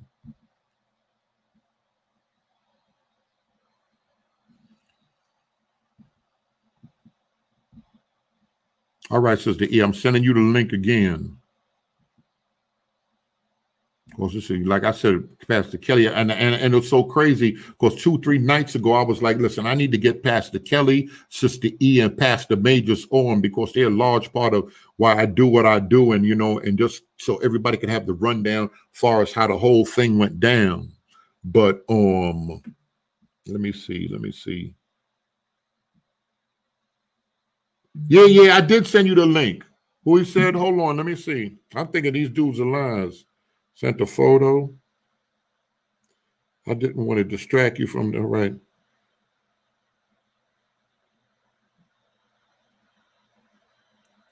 You did I just send you the link?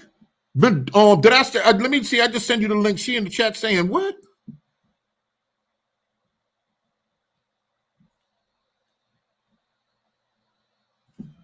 Give me 1 second, y'all. They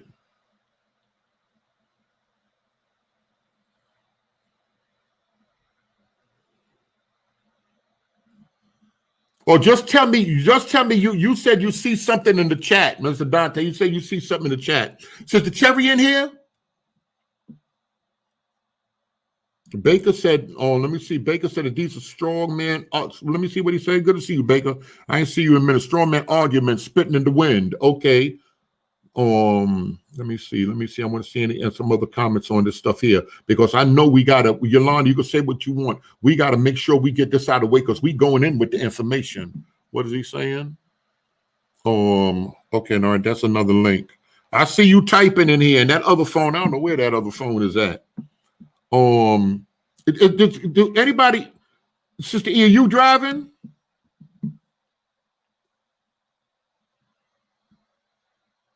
You sent it to Pastor Kelly?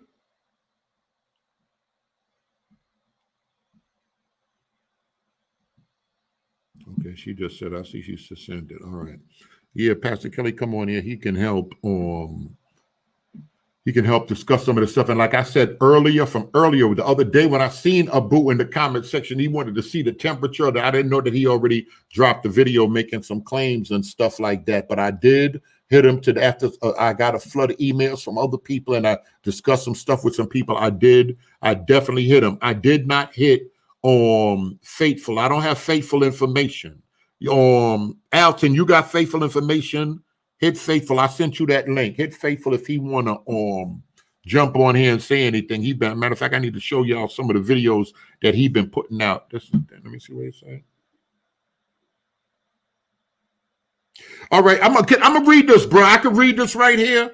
My man, he hit me on the side saying, all right. And that's like I'm saying, there's a lot of stuff going on. My man just hit me and said the sister, all right, here, let me let the pastor jump on here. Good. Grace and peace, Pastor. I'm going to let you talk for a minute because I see Mr. Dante showing me something and he's saying the sister stay up in here saying something about his email. You don't look like you in the office. You don't, all right, y'all give him a minute because I see him talking, but he ain't saying that. You don't know he ain't saying that. You know we can't hear you, right? Let me see if I can get this thing. It say you unmuted. Y'all type it. Y'all don't hear him, right? No, it's now would say it's muted. But you were unmuted before, but I still didn't hear. If you're on a computer, you may have to my man is hitting me right now. He said to pick. Let me see what you just sent. I gotta make this thing bigger. All right, let me see where I see the sister. He say this sister right here. He said this sister is saying something. Oh, Dante email is fake. I see it right here. What are you talking about? Dante email is fake. Let me see what he's saying here. This pic I just sent a screenshot of someone accusing me of fake GED match emails. See that y'all make accusations. That's what I'm saying because they don't like the response. Vocab's been all right. That's her. Okay. All right. Hey, big mad over GED match, but I'll show my emails. I got quite a few I've never shown. All right, let me know when you want to jump on later on this week. I ain't got no red book. Y'all know I'll say later on tonight. It's only 9 o'clock. Pastor, you he might be having technical difficulties. He's not where he normally. I don't know if he's in the church, but we're gonna we're gonna wait. Let me try to go down here and read the other emails. Yes, that's right. Yes, virtuous truth. Yeah, okay, I see it now. I'm trying to read what he's telling me at the same time. Then I had to scroll back to see who he was talking about first. All right, Sister E. All right, Sister E said timeout. All right, let me see. I'm gonna try to read some more of this stuff. All right, try it now, Pastor. No, it says unmute. It says muted now. No, y'all. I don't hear him. Edit mic settings for Pastor Kelly. Echo cancellation. I don't know what these things. I don't know what I can do. Try to say something now.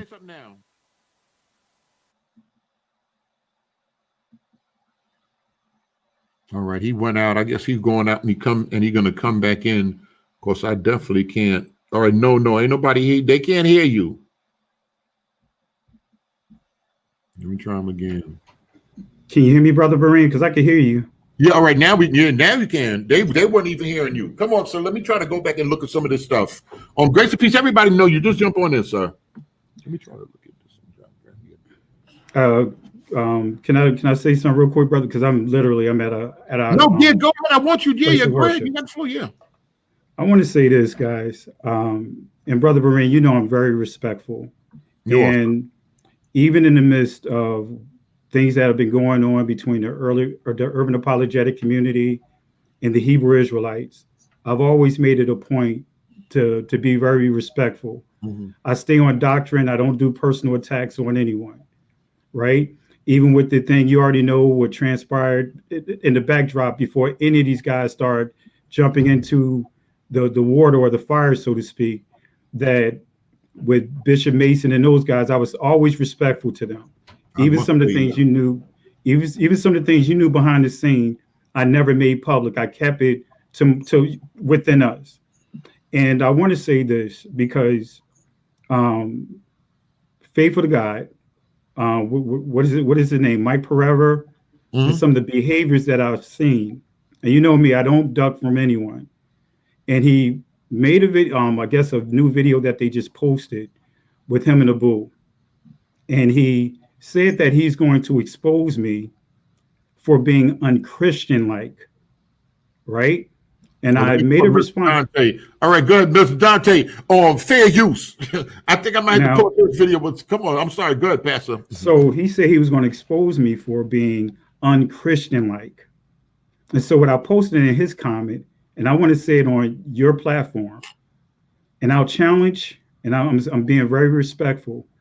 I will challenge the entire urban apologetic community on your platform, Brother Berean. Amen. Since they want to say that I'm unchristian-like and all these other things, I'll challenge them on your platform, and we'll go line by line on what I've done and what they've done as a people, as a group. We'll start by everything that I've taught. Notice I'm like, they don't talk about the things that I teach, right? They just been talking about, what they think that they done caught me up in something, right? I don't have a problem if I'm wrong about something. I don't have a problem with admitting that I'm wrong. But what I have a problem with, right, is what I see happening to Moray Brown, Pastor William Brown. I sat back and I heard on your channel with Elder Mike saying that Pastor Brown has been nothing but respectful to him. Right. I heard him say that. That's right. And many other people validated that. And because a lot of people know Pastor Brown is my man, they automatically feel I'm involved in some cover-up. I'm not gonna. It's a lot. It's a lot. Go ahead, brother. And so the reason why I'm saying this is, I don't like what I see happening right now.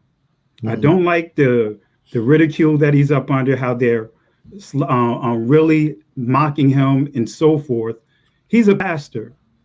And one thing you can't say, Brother Berean, even though I don't agree with Bishop Mason, but when push comes to shove, I got Bishop Mason's back if anything go down. And I proved that publicly. Many sat up here on your platform and saying, why don't the Hebrew Israelites call out other Hebrew Israelites? But where were everyone when Dow was cursing my family out, calling me all kinds of names publicly, put threats on my family? Where was the talk back then? People don't even understand. You know, Brother Vereen, the ridicule I come up under because I refuse to fall up in any box of the templates that are out there, because I still believe in praise and worship. I still believe in all those different things. But because I decided to transition our ministry from first day of the week service to Shabbat service, because we still have praise and worship, we still do all the things, we honor the scriptures, we don't push anything on anyone.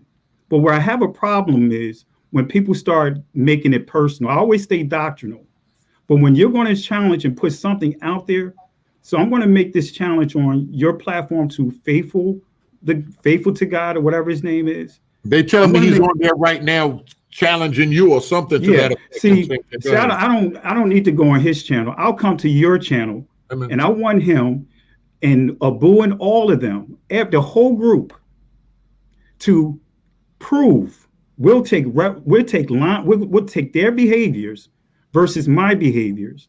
Even though you may not agree with some of the things I say, we're going to have disagreements, but challenge my reputation with their reputation in terms of how we carry ourselves. You know, I've been told that, Sister Cherry done made videos of me saying that I'm not a pastor, but I never made anything, spoke negative about her. You know, I could go right down a list, but I wanted to put it out here on your channel. I'm willing to come on this channel with all of them by myself, and we'll go line by line. You never saw me mocking anyone. I don't use racial terms. I don't do any of those things. I've seen, and even at the guy, what's his name? Jonathan Small. And he's one of my biggest disappointments, because even when he and I had, right? I don't care when you disrespect me. I don't care if you're Israel or not. Disrespect is disrespect. Me and him had a discussion 3 years ago. I was told that it was on Michael Israel's channel, YouTube channel. I was told that he was an elder.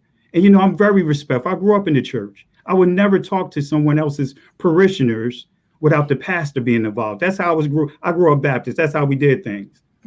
But we had a discussion, and when I found out that he wasn't in the level that I was told he was. I was told he was an elder. And when I realized that he didn't even have the biblical knowledge that they tried to pump him up to be. I respected him on that. And I'll see if I can find the link, and I will forward it to you. With me being very respectful to him, we had Bible study. I didn't disrespect him. And so where I'm saying here, and I know you got somebody getting ready to jump in here. I'm not going to hold you up, but I just wanted to put that challenge. You got the floor. I know you got to go, but you got the floor. Because when it gets to this point, you know, I heard on your channel where people said that, you know, a matter of fact, Vocab Malone said that Sister Cherry has a family, and he was challenging Dante, right, about some of the things that he said Dante has said, right? But then I see Pastor Majors. I have a family. I see he has a family. He has two children. One is adult. He has one that's getting ready to transition to an adult. He has children too, and I'm seeing memes and all these things created, and we think that this is supposed to be Christ.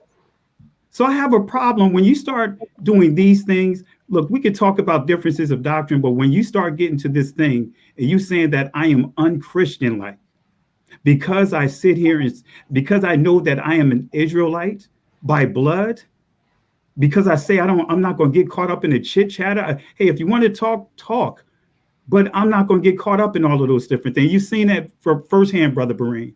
And I'll say it publicly. I reached out to you to apologize to you, did I not? Yes, sir. Yes, absolutely so. That's right. So I want to say this, guys. When it gets to family, when it gets to dragging a person's reputation, like what I see happening, you're not going to tell me that is Christ. You're not going to tell me that is Christ.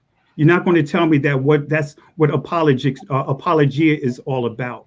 Apologia is all about when somebody has a question, you're able to give them a question when they ask you in the proper context. So I just wanted to put that challenge out here because I literally heard, and just to answer Jonathan Smalls, and you know me, Brother Beran, I don't pull my punches. Jonathan Small, you were on here with Brother Beran, and you said that I teach what I teach. You said, I don't teach grace. I teach grace. I teach works. Jonathan was saying a few times, even in the comment section on other videos. Yeah, I keep quiet. I may not say a lot, but I watch a lot. So that's why I just wanted to put out here, but I just wanted to make this challenge that I'm willing to stand on my behavior, because if my behavior was questionable, guess what? My place of employment, I would not be in my place of employment. And I can tell you with confidence, there's a reason why. And I don't have a problem with putting this out there. I don't have a problem with telling you that I have a top secret security clearance. You don't get a top secret security clearance if you're out here being messy and all these different things. If they thought that I was teaching hate doctrine and all those different things, I wouldn't have it. I just had it had it adjudicated again. So I just wanted to say this, and I respect everyone. We may have our differences. You heard me, Brother Beran, say, regardless of our difference, I still call you guys my brother. Mr. Mason's still my brother. He tell you I wouldn't have driven from Virginia to Philadelphia on an invitation by Muhammad to try to bridge this gap and try to stop all this craziness that we see. I'm sitting up here dealing with people in our that I got people in our assembly that died from this coronavirus, and we're sitting up here saying that you're going to call me out, you're going to prove that I'm a false teacher, I'm teaching heretical stuff. I'm dealing with the same things that pastors within Christianity. Just because I'm not in the church doesn't mean that I walked away from Christ. Just because I'm not in the church doesn't mean that I don't believe in the Father, Son, and the Holy Spirit. Just because I'm not in the church doesn't mean that I'm on a bad path. So that's why I just wanted to put this out there. And I want to say this: be careful to anyone that calling themselves tainting my reputation, because I have the government behind me, and I'll put that credentials against anything that anyone would try to say or do. I'm very respectful. So again, that's why I wanted to come on to here, because I did not want to go under Faithful to God. I put it on Facebook. The guy posted I was going to come here. I don't need to hide behind nicknames. I don't need to hide behind avatars. You can see my face to your face, all of them. And we will put my reputation up against your reputation.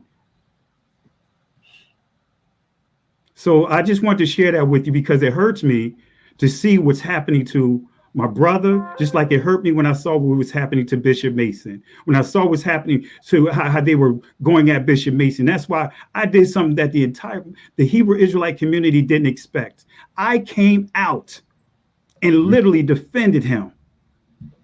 Am I right, Brother Beran? Am I right? You did. You see me shaking. I can't lie. And then you have Vocabulon and these guys that supposedly say they respect Bishop Mason coming at me like this. And we want to say that this is the word. You cannot justify any of these behaviors positively in the word. This is what Christ spoke against. I sat here and I heard you ask the question when Dante and them was on here about, hey, Dante, is that your brother over there? Hey, such and such, is that your brother over here? I've always said this, whether you're in the Kemet community, whether you're in the Muslims, whatever nationality you up under, you still my brother. It's that maybe we may not agree. Maybe you may be lost about the scriptures, but I'm not going to treat you like you're not my brother. But with us, we teach the law. I teach law, statutes, and commandments according to grace through the examples of Christ.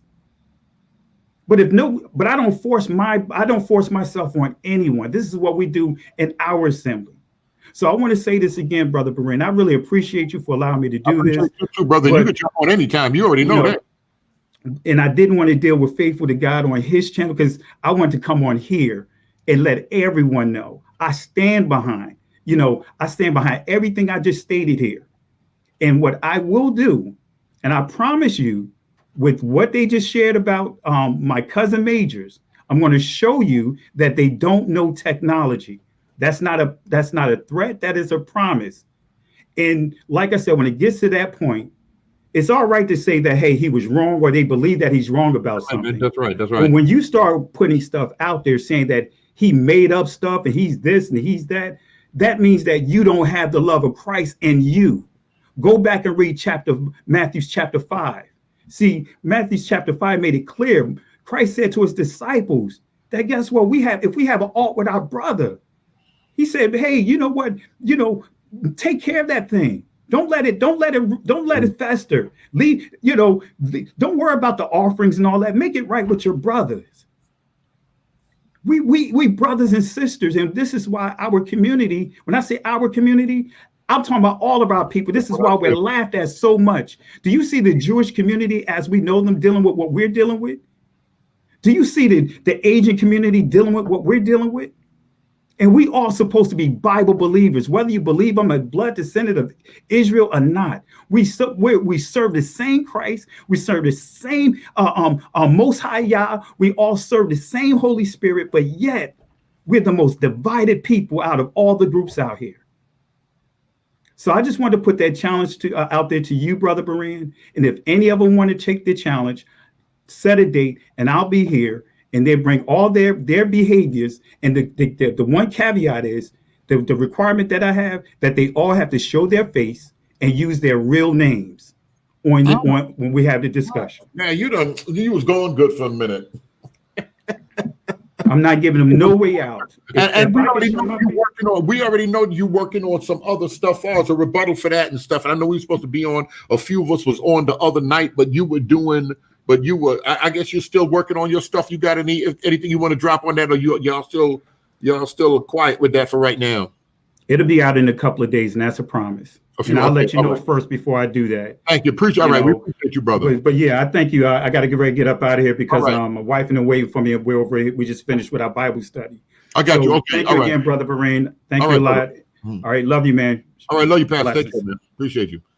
All right. Hold on. Don't say nothing yet, Keith. Alton, what are you doing on here? Hey, what are you doing on here, Alton? I was just in the background, just listening. That's all I'm doing. I'm not trying to start any trouble. Not today. You're gonna go make a video and start some trouble later on? No. Honestly, and I'm being serious about this. I'm not gonna make a video about this or anything like that, because I think that there's enough going on already, to be honest. And and I just don't want to be pouring fuel on the fire. You know what I'm saying? I really think that. And to be honest, you know what I'm saying? I'm gonna be completely honest, man. This is, I think this is a blow to, kind of both communities. You know what I'm saying? Because I mean that,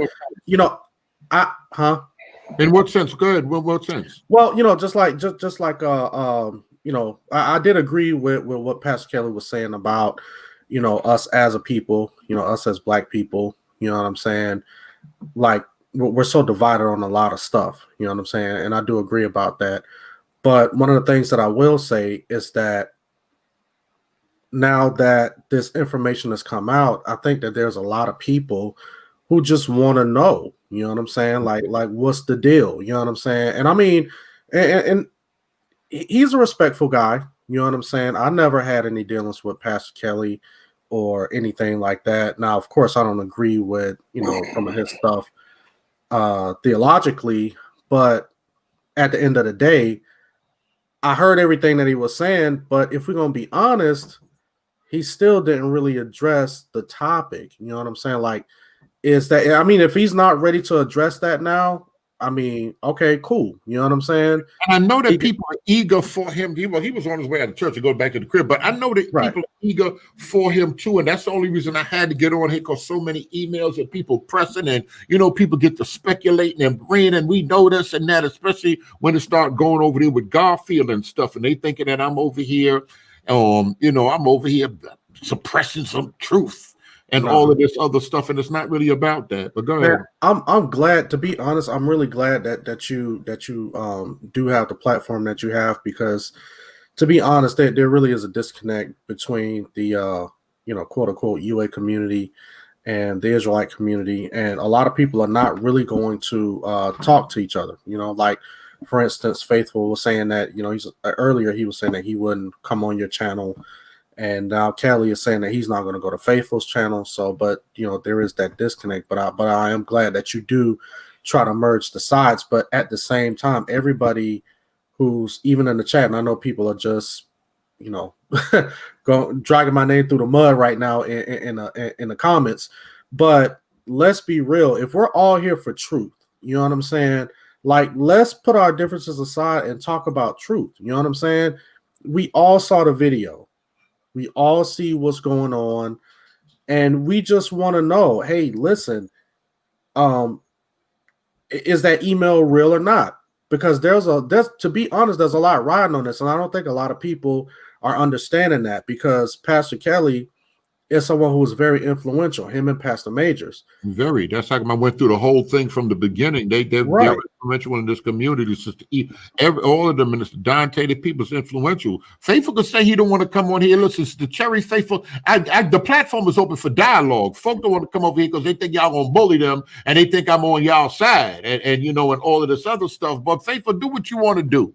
Do it, but he know the last time he got on here and he was cutting Pastor Kelly off and all of that other stuff. That's when they end up, that's when I end up blocking him and all of that stuff. You're just cutting him off. But he said he was just trying to get all his information out. We could go back and play the video. He wanted to get all his information out, so he wanted to just keep on talking. After we told him stop talking, he wanted to just keep on talking because he wanted to get his information out. Some people are long-winded, Yeah, and I, and like I said, I saw Boo's video, and Abu is a real respectful guy. And I mean, even because I watched all 3 parts of the video, and even at the end of all 3 parts, Abu is still given the benefit of the doubt. And he's basically saying that, hey, listen, if I'm off on something, hey, let's share information. Let's talk about it. You know what I'm saying? So it wasn't like Abu was coming from a hateful space to try to attack anyone. And I'm hoping that that's not what Pastor Kelly is thinking, that people are just trying to attack his character personally.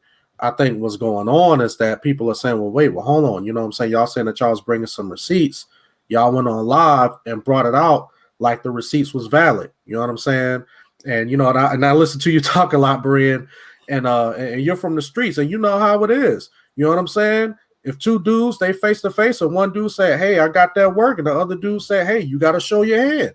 You know what I'm saying? If you show your hand and you say, or what is in your hand is not there, you know what I'm saying? As you done say, yo, I got this. And if your man say, hey, you ain't got it, I don't see it, there's going to be some problems. And this is the same thing. So if we're really about that book, if we're really about Christ and we really want truth, you know what I'm saying? No matter how it makes us feel, we got to be able to put stuff aside and say, man, let's come to the table and let's reason together. You know what I'm saying? And to be honest, that video showed a lot. I mean, it showed it showed the same IP address. It showed the email address. It showed the same device being used. So one can only conclude that the email came from the same source. And I mean, we got to deal with that, no matter whether you're Israel, Christian, or what. Let's at least have that conversation, because if people start looking at this side-eyed, whether you're Christian or whether you're Israelite, people are going to be looking at this and saying, well, dang, okay, you know what I'm saying? What can I trust now? You know what I'm saying? How do we know that? Huh? Sister E, why Garfield harassing me right now, Sister E? Because this dude said he wasn't going to say nothing right now. They was going to try to wait. You see Pastor Kelly and them, they got something for that tech. They're going to drop something. BereanTeach@gmail.com. Garfield, don't come up in here acting like you ain't got no sense. Don't come up in here acting like you ain't got no sense. Go ahead, bro. Yeah, well, that's basically, all I got to say. I'm just like, let's deal with it. You know what I'm saying? You have to, and right. The only, like I said, I felt pressed to the guy too, because this stuff is out here. We got to do something. I can't lie. We got to do something, and and even when I hit pass, I'm like, yo, man, I got it. What's up? I think you just give him up. Just give up this Richard. Just give up this Richard Kratz. Just give him up. I don't care what. You got to give him up. He like, man, no way. So, I don't know. Let me on BereanTeach@gmail.com, Garfield. As soon as you hit me in the thing, I should see it come up on the what you call it. All right, man. You're giving me information. That's Afton Johnson. He don't even need no information. His name is his YouTube. His name is his YouTube. Let me put him in the back room. Keith, what's going on, bro? You know you muted, right? You were making noise, so I had to mute you. Go ahead. Oh, yeah, it's probably my fans going on. I'm in the attic. Go ahead, I mean, talking. for I just me, want to turn my Mito. now for me, I'm just trying to understand what's going on because, for one, I've always said that it's never been about ethnicity for me. It's always been doctrine, proper doctrine, what is being taught. Now, this whole accusation, all these accusations about academia, now I do find troubling. I mean, because I do participate in some things related to academia, both at my alma mater, which is the University of Tennessee, and I do believe in academic integrity. Now, my professors who I work with, they've always been research professors. And with that, they face different challenges, especially when we talk about environmental sciences. They face challenges for corporations. And one professor often gets called to DC to testify before Congress. I mean, so what I'm trying to say is that academia is not in a vacuum, that professors don't just, in my opinion, from what I've seen in my experiences, not just my opinion, they just don't disappear, because once they make an assessment, it becomes out there for the public to look at, to scrutinize, to have questions, even to provide recommendations. That's just how it goes. So I just think that it's mysterious that you're having problems finding a Dr. Katz. And what's the other professor, Dr. Buenas? Yeah. Hold on a minute. Yeah. Oh, I think I got it right here. Go ahead. I'm sorry. Let me just send this thing out. Yeah, wasn't he the one that had his position, and then his position changed? Hold on a second. I'm sorry. Go ahead. I'm trying to. Y'all know I can't do two things at one time. I'm trying to send Garfield this link. Yeah. So my understanding, one of the guys changed his position because he felt some type of pressure. Yes, sir. Because people were emailing him or whatever, and they were arguing it was misrepresented, and was never that in the beginning. I mean, but he did render a decision, right? Render an assessment. Let me say it like that. Yeah. The whole, that's what I'm saying. The whole Pew thing is so crazy right now. The whole Pew thing is still so crazy. I think my sister, I don't know if you want me to say your name, but my sister said she'll put some money up too. I ain't spent that 3 yet. I got that 3 in. Let me say this. Cash still, but just let me say this. Go ahead, sir. All academic work is up for scrutiny. Oh, that's the purpose of it. That's the purpose of it. All of it is up for scrutiny. Either my positions on the Holy Spirit, papers I wrote, is up for scrutiny. I mean, so you just deal with it. I mean, you go back, you learn information, you revise it.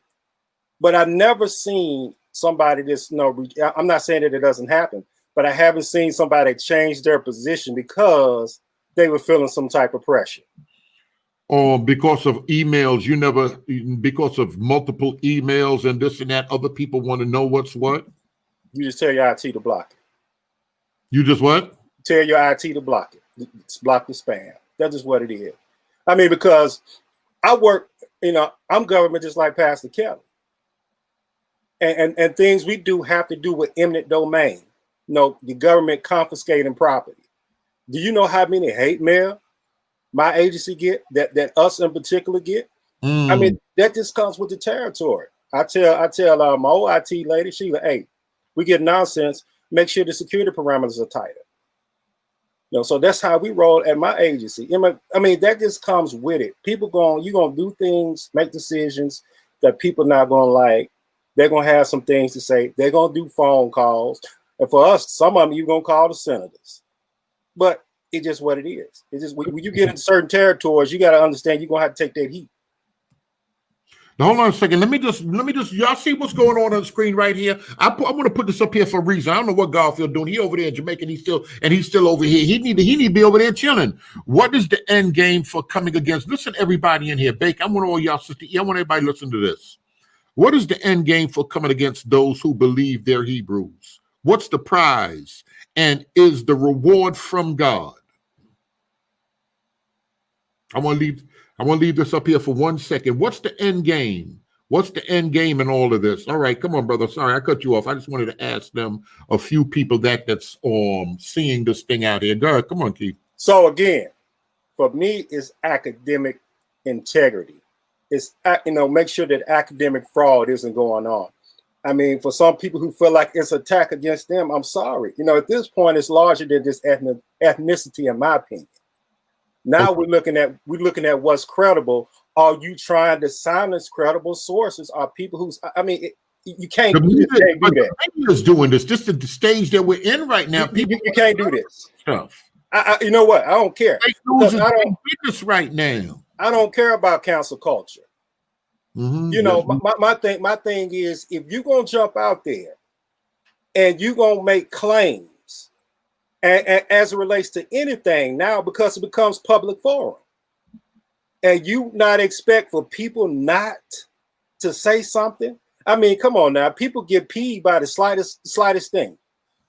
I mean, you meant no slight against someone, and then as soon as you say something, they take it as a slight, and then here you go. You got a cascade of things going on. But when it comes to something in particular, now you decide to bring scholars into this, and I'm interested in scholarship. Mm-hmm. When you start bringing scholars, people to the conversation, that's right. You don't open the door like, let's take a look at what's going on. Hey, this is something that interests me. Let me take a peek at it. And now, if misrepresentation is being made, it looks bad on a lot of parties. And I'm gonna tell you right now, from examples, no university wants to look suspect because it's all about making dollars for their research, and they do not want to look suspect to take a hit to their credibility. That's just what it is. I work with universities all the time. I work with especially the Midwest schools. Lincoln University, College of the Ozarks, University of Arkansas, University of Missouri, Tennessee, Georgia. Most of them in the Midwest and in the South, I work with. And I can tell you point blank, none of them wants to take a hit to their credibility. Garfield, check your email if you're still in here. I don't know. I hit you. I don't know if you hit me back. Let me just check this thing. Yeah, that's definitely true. Nobody it's a lot going on. And another thing too, sometimes people take some time away when things like this jump off, but people are so pressed. Like I'm like, all right, I don't see some email. I see people even in Mr. Dante, people up in different comment sections. I hope Berea's gonna touch on this. I hope this and that, and all in, Garfield in them comment sections saying stuff like that. And sometimes people want to let a little time go by. People want to give some individuals a chance to get out here, but when the balls start rolling and information, and this is just the time that we're living in, people are like, listen, something got to come forth, and we got to admit it. Listen, Keith, you got to admit it. The longer you wait to answer a thing, the more people get to formulate an opinion. Yeah, it becomes the court of popular opinion. Then it becomes the court of, but forget what the truth is right now. It becomes the court of popular opinion, and you saw the video. People start getting to forming some opinions and saying, listen, this thing is laid out too well. He laid the evidence out too well. And that's it. I'm done. And this is what I believe. Let me address something right quick. People coming against false doctrine. Go ahead. Let me address some. Mr. Nate Nice, I'm going to say this. Who? Mr. Nate Nice just made a comment. And I'm going to say this. For anyone who's followed me, know that I said this here. Even for the people who are in Israel today, I still preach Jesus Christ over there. Because look here, I got friends who are Ashkenazi and Sephardic Jews. People I've been friended and knew, and I still like, hey, Jesus is what I'm preaching. So it doesn't matter whether they're here or there. I'm still not moved by the location, the region which they're from. It's still, for me, it's still that Christ is preached. I mean, and also in your comment, be very careful, because the same thing that you're accusing the Europeans of, guess what? Those over there in the Levant can accuse you of the same thing. They're none that can. They are, and that even when, like I said, that's I can't even touch on that British Israelism yet. Do me a favor, Alton, read 93. 93 was good. Ask Garfield what's going on 93. Do me a favor, read Alton, read 93 comment right here. Yeah, I mean, I totally agree, and I that's said what. free 93 comment and you freestyle. What you doing? Here we go. Here we go. All right. If they will lie about the pews, what else would they lie about? You know what I'm saying? I mean, let's keep it real. You know, let's just say if this is something that Vocab had done, if Vocab had said, yo, I reached out to this guy and this guy was emailing me back, hit me this and hit me that. And then somebody from the Israelite community came and said, yo, this dude Vocab, you know, he's playing like somebody's hitting him on in his emails, but come to find out it's actually him. I mean, trust me, man, we'll be seeing video after video, live stream after live stream pop up. So Why do you say that, Alton? Why do you say that? No, I'm just saying that we got to keep the same energy, man, just like the Bible tells us. You know what I'm saying? You know, let's use the same measuring stick, you know, that we measure somebody else. Let's use that on ourselves. You know what I'm saying? You got to measure with the same measuring stick. So, I mean, again, let's keep it 100. Let's keep it a buck. They got caught with their hands in the cookie jar. It got exposed. You know what I'm saying? And one of the reasons, I'm gonna tell y'all right now, one of the reasons somebody said that to me is because Pastor Majors was on a video, and Pastor Majors said, I think y'all owe Pastor Kelly apology and take down the videos. And you know, he was kind of adamant about it in the video. And so with their long response, they gave me that video as a link with that response, basically saying the same thing you're saying about, you know, the energy and when you put out and, you know, whatever grace you show to other people. And this is what he demanded. It's a two-edged sword and all of this stuff. And a lot of people don't know the finesse. Maybe he's just, like I said, finessing that thing. Who think, do me a favor, y'all, who think that Richard Katz guy is a real professor, real individual, or just because y'all couldn't find him in the email, y'all automatically siding with the information that Faithful put out there? Who think that's a real professor? Type of one if you think that's a real professor. It's 500 of y'all, 400 and something about y'all in here. Who think that's a real professor? And Keith, answer that thing you see on the screen right there. Eskenazi funded slave trade. Mm-hmm. So did a lot of white Europeans. Who weren't you? So do we crucify all them to not befriend white folks because they did that? I deal with white folk because I'm gonna say their ancestors did that. And I have to be particularly careful because I have white relatives by blood. Mm. You know, so I'm like, you know, that I can go to the house right now. They white as snow, but they still my relative. Mm. You know, so I'm like, okay. Okay, one real and different people have different opinions on these things right here. Okay, y'all, Garfield ain't jumping up on here. I already knew from when I knew before I even got in the house that Abu wasn't going to be able to jump on. That's who I really wanted to, you know, I really wanted to discuss some things with him. And I know Pastor Major's laying low right now, taking care of some other stuff. Anything you want to share before we get up out of here? Not in particular. You know, like I said, this thing, as for me, and like I said before, it's never been about ethnicity, because I said that a couple of times on your show previously. Now that this has came out and you have drugged academics into it, it becomes an opportunity, you know, for people like, interesting. I'm like, if it is, I'm like, cool, okay. And if it's not, you know, is there a problem? No, because it still comes back to Christ. So either way, it's fine with me. But you know, I just don't want to see, you know, misrepresentations on both sides, to tell the truth. I mean, my thing is, if you're gonna get into this thing here, whether you're gonna have differences about anything, and you're going to have differences with folk about stuff. That's just what it is.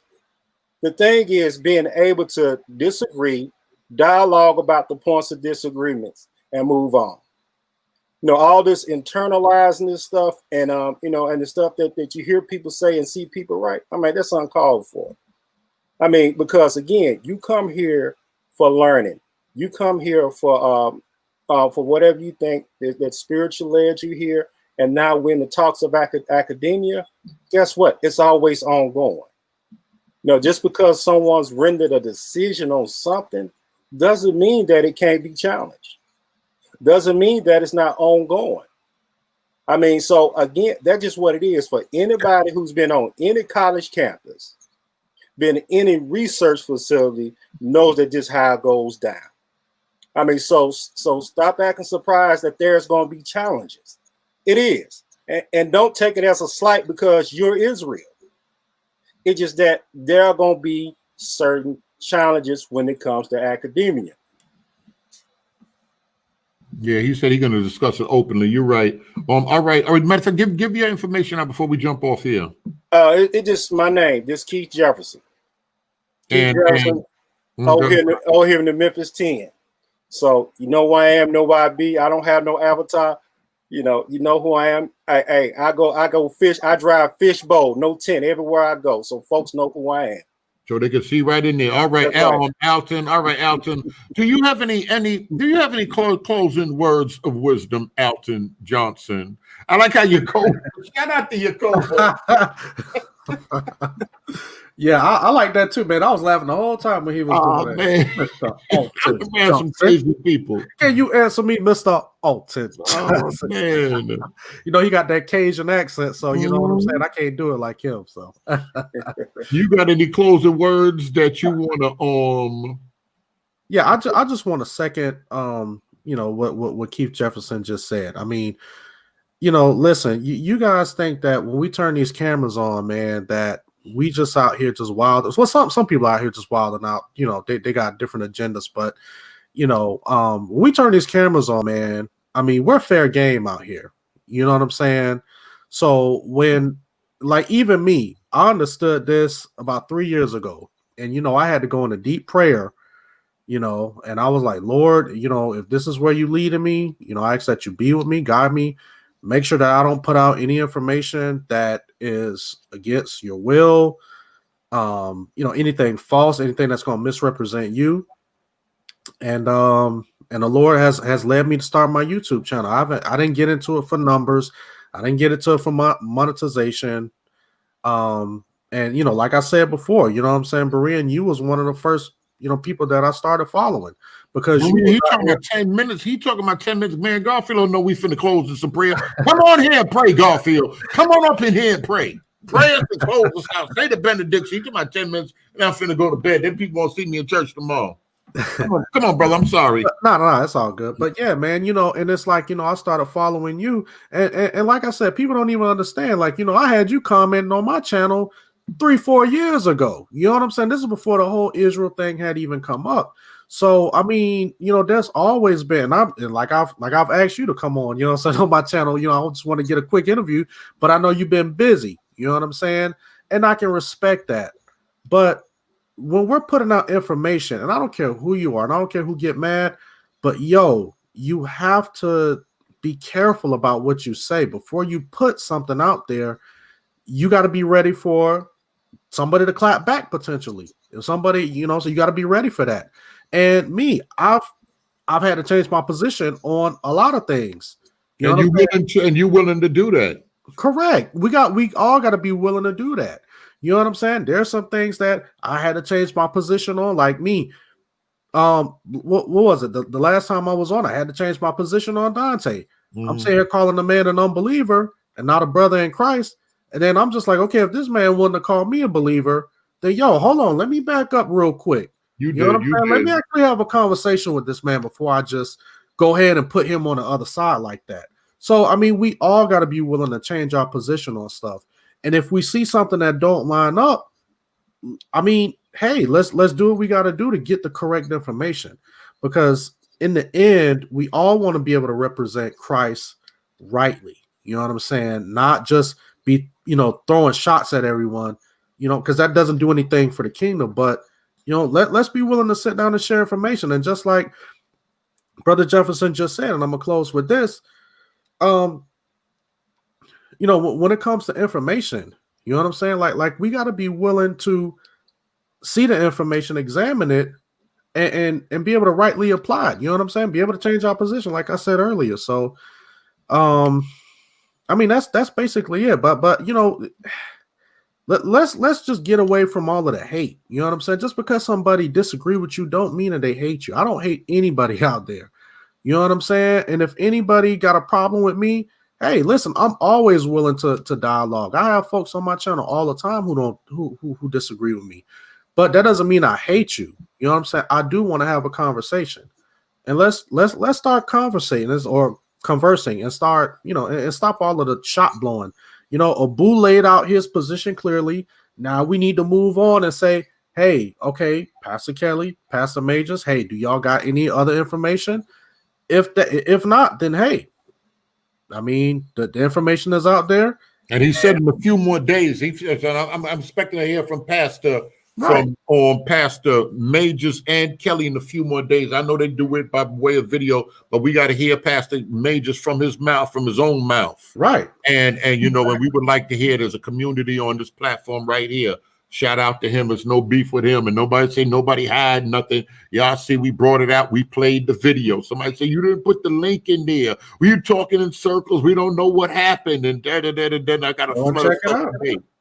Yeah. But like you said, Alton, like you said, Abu laid it out. He laid out and said whatever. And I've been one of them talking about, man, what y'all doing over there? Y'all got to get to doing something. And Abu, they blew some shots. Faithful, you ain't got to come on here. Abu say he'll come on unless y'all have corrupted his pure mind to stay away from us over here. But he can jump on and state his peace. And I don't got no beef. Cherry, I don't know. Y'all want Cherry still? Sister Cherry could jump on here. I ain't got no beef with Cherry. They telling me you cussing a lot, Sister Cherry. You moving with Garfield. They mad, but you could jump on here. I'm different. Even if I beef and I block somebody on Facebook, I'm different because I think the agenda and people and the truth coming out, Keith, I think that's more important than my personal feelings. I'm like, listen, this is a Lord's channel. You can jump on if you want to. Hey, let me say something. Let me say something else right quick before we go. Like I said about disagreements, I got folks and fellow evangelicals who disagree with me on some eschatology. Me and you both. And I'm like, I stand firm on this. And this is an academic. It's not just the church, but this is an academia. I stand firm on what I believe that's related to eschatology. And they like, okay, we disagree. No big deal. And we move on. And just move on. And secondly thing I want to say, and with these discussions, is that, my daughters are grown. And they're grown, wonderful women. And sometimes they get in situations when I say, as you progress in life, I say, this is one thing that you need to be able to do. Ask yourself, how does what you do, how does what you say honor God? Point blank.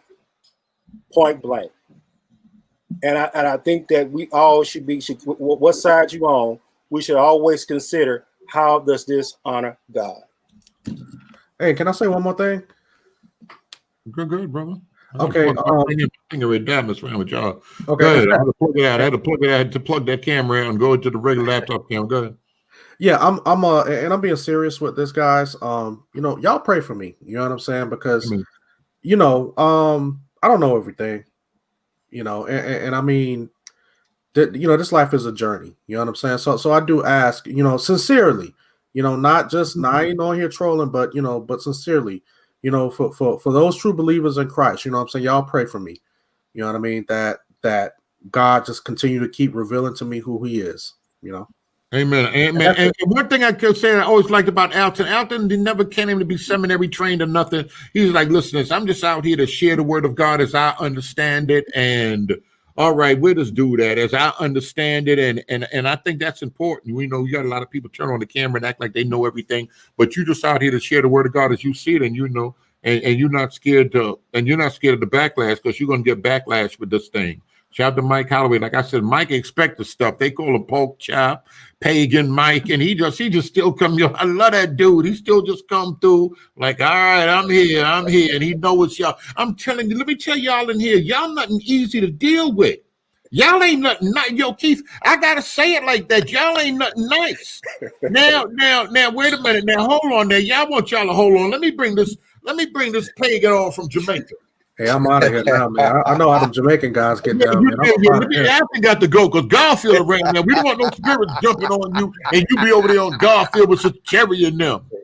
What's going on, bro? Where are you? Where you at? I'm actually in an Uber. I just came out of JFK. I just got off. Oh, you already back? Oh, you home? Yeah, I'm back home. I just got off the plane in JFK. I'm in an Uber right now. All right, man. We've seen you making videos. My joint get ready to die, but we've seen you making videos. If the Uber driver don't mind you talking a little bit, what's going on with you? Why? We know you ran into some fake scholarship before. We understand that, but why are you so pressed with this thing?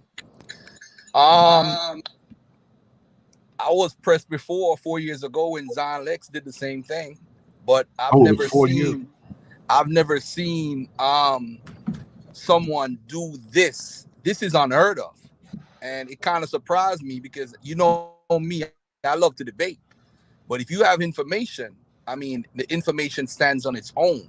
You know, you don't need to. If you say it's like me trying to debate Jabari if Jesus exists. I know Jesus exists. I don't need to believe that. I know that.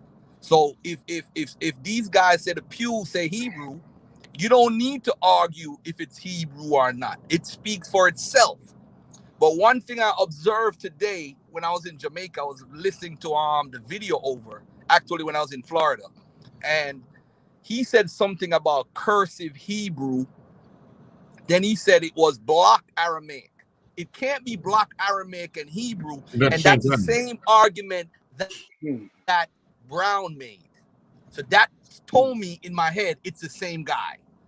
It's the same guy. It has to be the same guy. Without the IP, it has to be the same guy because no Hebrew linguist would make that error. And that's a problem right there. So whether Brown, listen, this is all Brown need to do, brother. If everybody believes in Jesus and believe in forgiveness, all he has to do is come out and say, you know what? I did this, I apologize, and I move on. Because you guys have nothing else to do. That's what people have hit me with today. Or don't rock with it no more. If we truly believe in forgiveness, yes, I understand. And this is what people hit me with. I was telling them we got to wait for a response, let them come out with a response. And I'm just telling them I think we need to give the guy up. But people were saying that, listen, you down with this community, you were speaking up for them and this and that. You gotta delete the community, you gotta call them to repent. I'm saying, how we can call them to repent? We didn't hear the other side of the story yet, but a lot of people feel like God feels there's enough information that's out here and more, and it seems like if I keep waiting, more and more people are holding that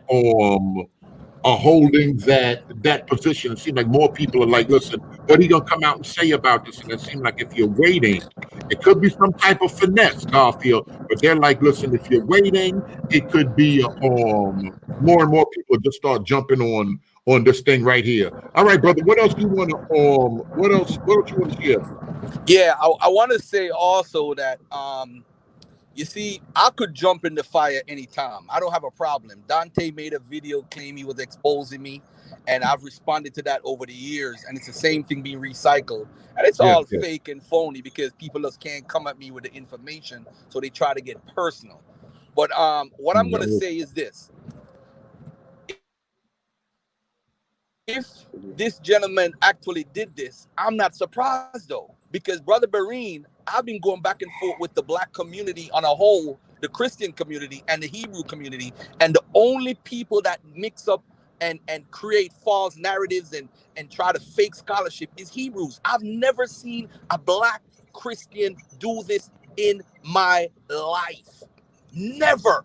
I would never see Brother Barine come on and fake scholarship and put up a picture and say, this is who Jesus is, or this is who Moses is, or anything. You would never do that, bro. That's not in your character. And I could put millions on that. But part of the problem is, if Brown did this, Brother Barine, No, go ahead. I don't know if he's delayed because now we can't. Go ahead. Keep talking. Yes, keep talking. Oh, okay. No, I was saying. No, you breaking up now. I don't know where that cab is at right now, but you breaking up. It shows someone integrity by them doing that. But I've seen this in. Oh man, can you guys hear me? No, yeah, you're breaking up. It's off and on. You may have to hold on a second. Let the cab get in a better place. But yeah, you see how he's bringing up integrity and all of this stuff, and this is how the thing gets This is how the water gets a little muddy. But when, like I was saying in the video earlier, when we start dealing with history, Israelites have to deal with the history. That's how come I said a lot of pastors aren't really locked into the history like that, because we preach and believe on the Lord Jesus Christ, and you shall be saved. But they're trying to lock into Portuguese and showing you the Inquisition and slave trades, and these were black people, these weren't the Jews you thought they were that's in Israel right now. So they have to deal with more history and stuff. And because there's a more weight on Israelites, because they're dealing with history and trying to prove, especially black Israelites here in the States and stuff, it can get difficult. It can get a little difficult. So I believe that's why he's saying that, because a lot of people, they're just walking and believe. As Christians, we walk more in belief, but they have to tie it more into history because they're attempting to prove something. Come on, Garfield, try it again now. Yeah, can you hear me now? All right, just keep talking. Yeah, because can you hear me? Breaking up. Yes, keep going. Yeah. This is how I feel about the whole thing, right? I'm saying to the brother from the Boom Church, I don't know you. I don't have anything personal against you. But if you did what is clearly in my eyes, I'm feeling leaning 100% towards you doing that. All you got to do, bro, is come out tomorrow and with an apology. That's all. And in a week, it's over. But if you drag it on, it's going to pull your integrity down to the point you might never recover in your own community. Brother Bereen is not a guy that's going to push a false narrative to prove his belief.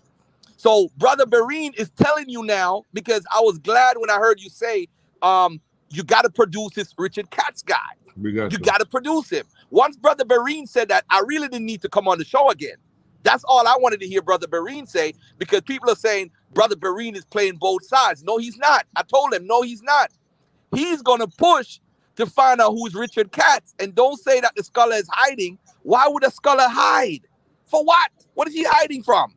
Who is he hiding from? These guys got to come clean. And to Pastor Kelly Richardson, you are in league with the guy because I think he's your cousin. So you look like birds of a feather flock together. So you have to come out and say, well, you can't condemn your cousin. So now you're in a catch-22 position where you damn if you do, you damn if you don't. So now we're going to see who are true believers in Christ. Because my mother raised me and she was a true believer in Christ. And she would have condemned everybody who's involved in this. It doesn't matter if it was her own son.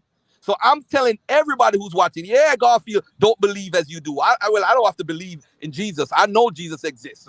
That's not even a belief issue. What I'm saying is, yes, there's people 2,000 years ago that believed that Jesus was the Christ. I have no doubt in my mind about that. Whether he was or not, that's a whole nother conversation we can have. But the issue is, everybody who is involved believe in Jesus. And so behavior got to show principles that to show and prove. Am I in? No, you break it up a little bit, but we definitely got what you're oh no, yeah, what's up? All right, grace and peace. Yeah, no. We got you, bro. We're gonna be on tomorrow night. Listen, Major's peeps. We're gonna attempt, like Pastor Kelly said, we're gonna give them, he said a day. We'll give them, we'll talk at the end of the week. We'll hit you up later on at the end of the week. We're gonna be back on again, bro. And all right. Thank you, bro. I appreciate the time, man. Peace and love, man. Y'all. All right, peace and love. Keith, it's a lot going on, but one thing we can say is we're going to get down to the truth of this thing. We're going to give the brothers time. The only reason I jumped on in, some people may think that I'm jumping the gun because so many people are pressing me, but we're going to give Pastor Majors that time to come out here and share. But he is a leader. He is a leader in this community. No ifs, ands, or buts about it. He's a leader in this community, and the way Abu laid it out. Now, I'm not quick to go calling Abu a devil, but Abu laid it out, and people must know. People must know. That's all we can say. All right, brother, come on, give us some last words, and we're going to jump up off here. Hey, again, this is a challenging time, I guess, from this perspective. And again, only thing I got to say is if we're going to do this, if we're going to engage, let's do it for truth, not for agendas, not for egos. Let's just do it genuinely. And just let the outcome fall as it may. Does it change anything, whether it's true or false? For me, I don't think so. Because you all say, our fellow co-workers, co-laborers, in Christ, that you are the people. Like I said before, I don't dispute that. So if you believe that, then to me, it shouldn't matter what the outcome. I'm going to say this, though.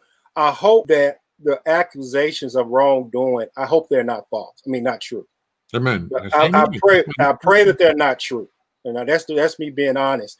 Because, you know, especially when you talk about leaders within the community, leaders within the church, leaders within the movement, I just don't want that cloud of doubt to loom over them.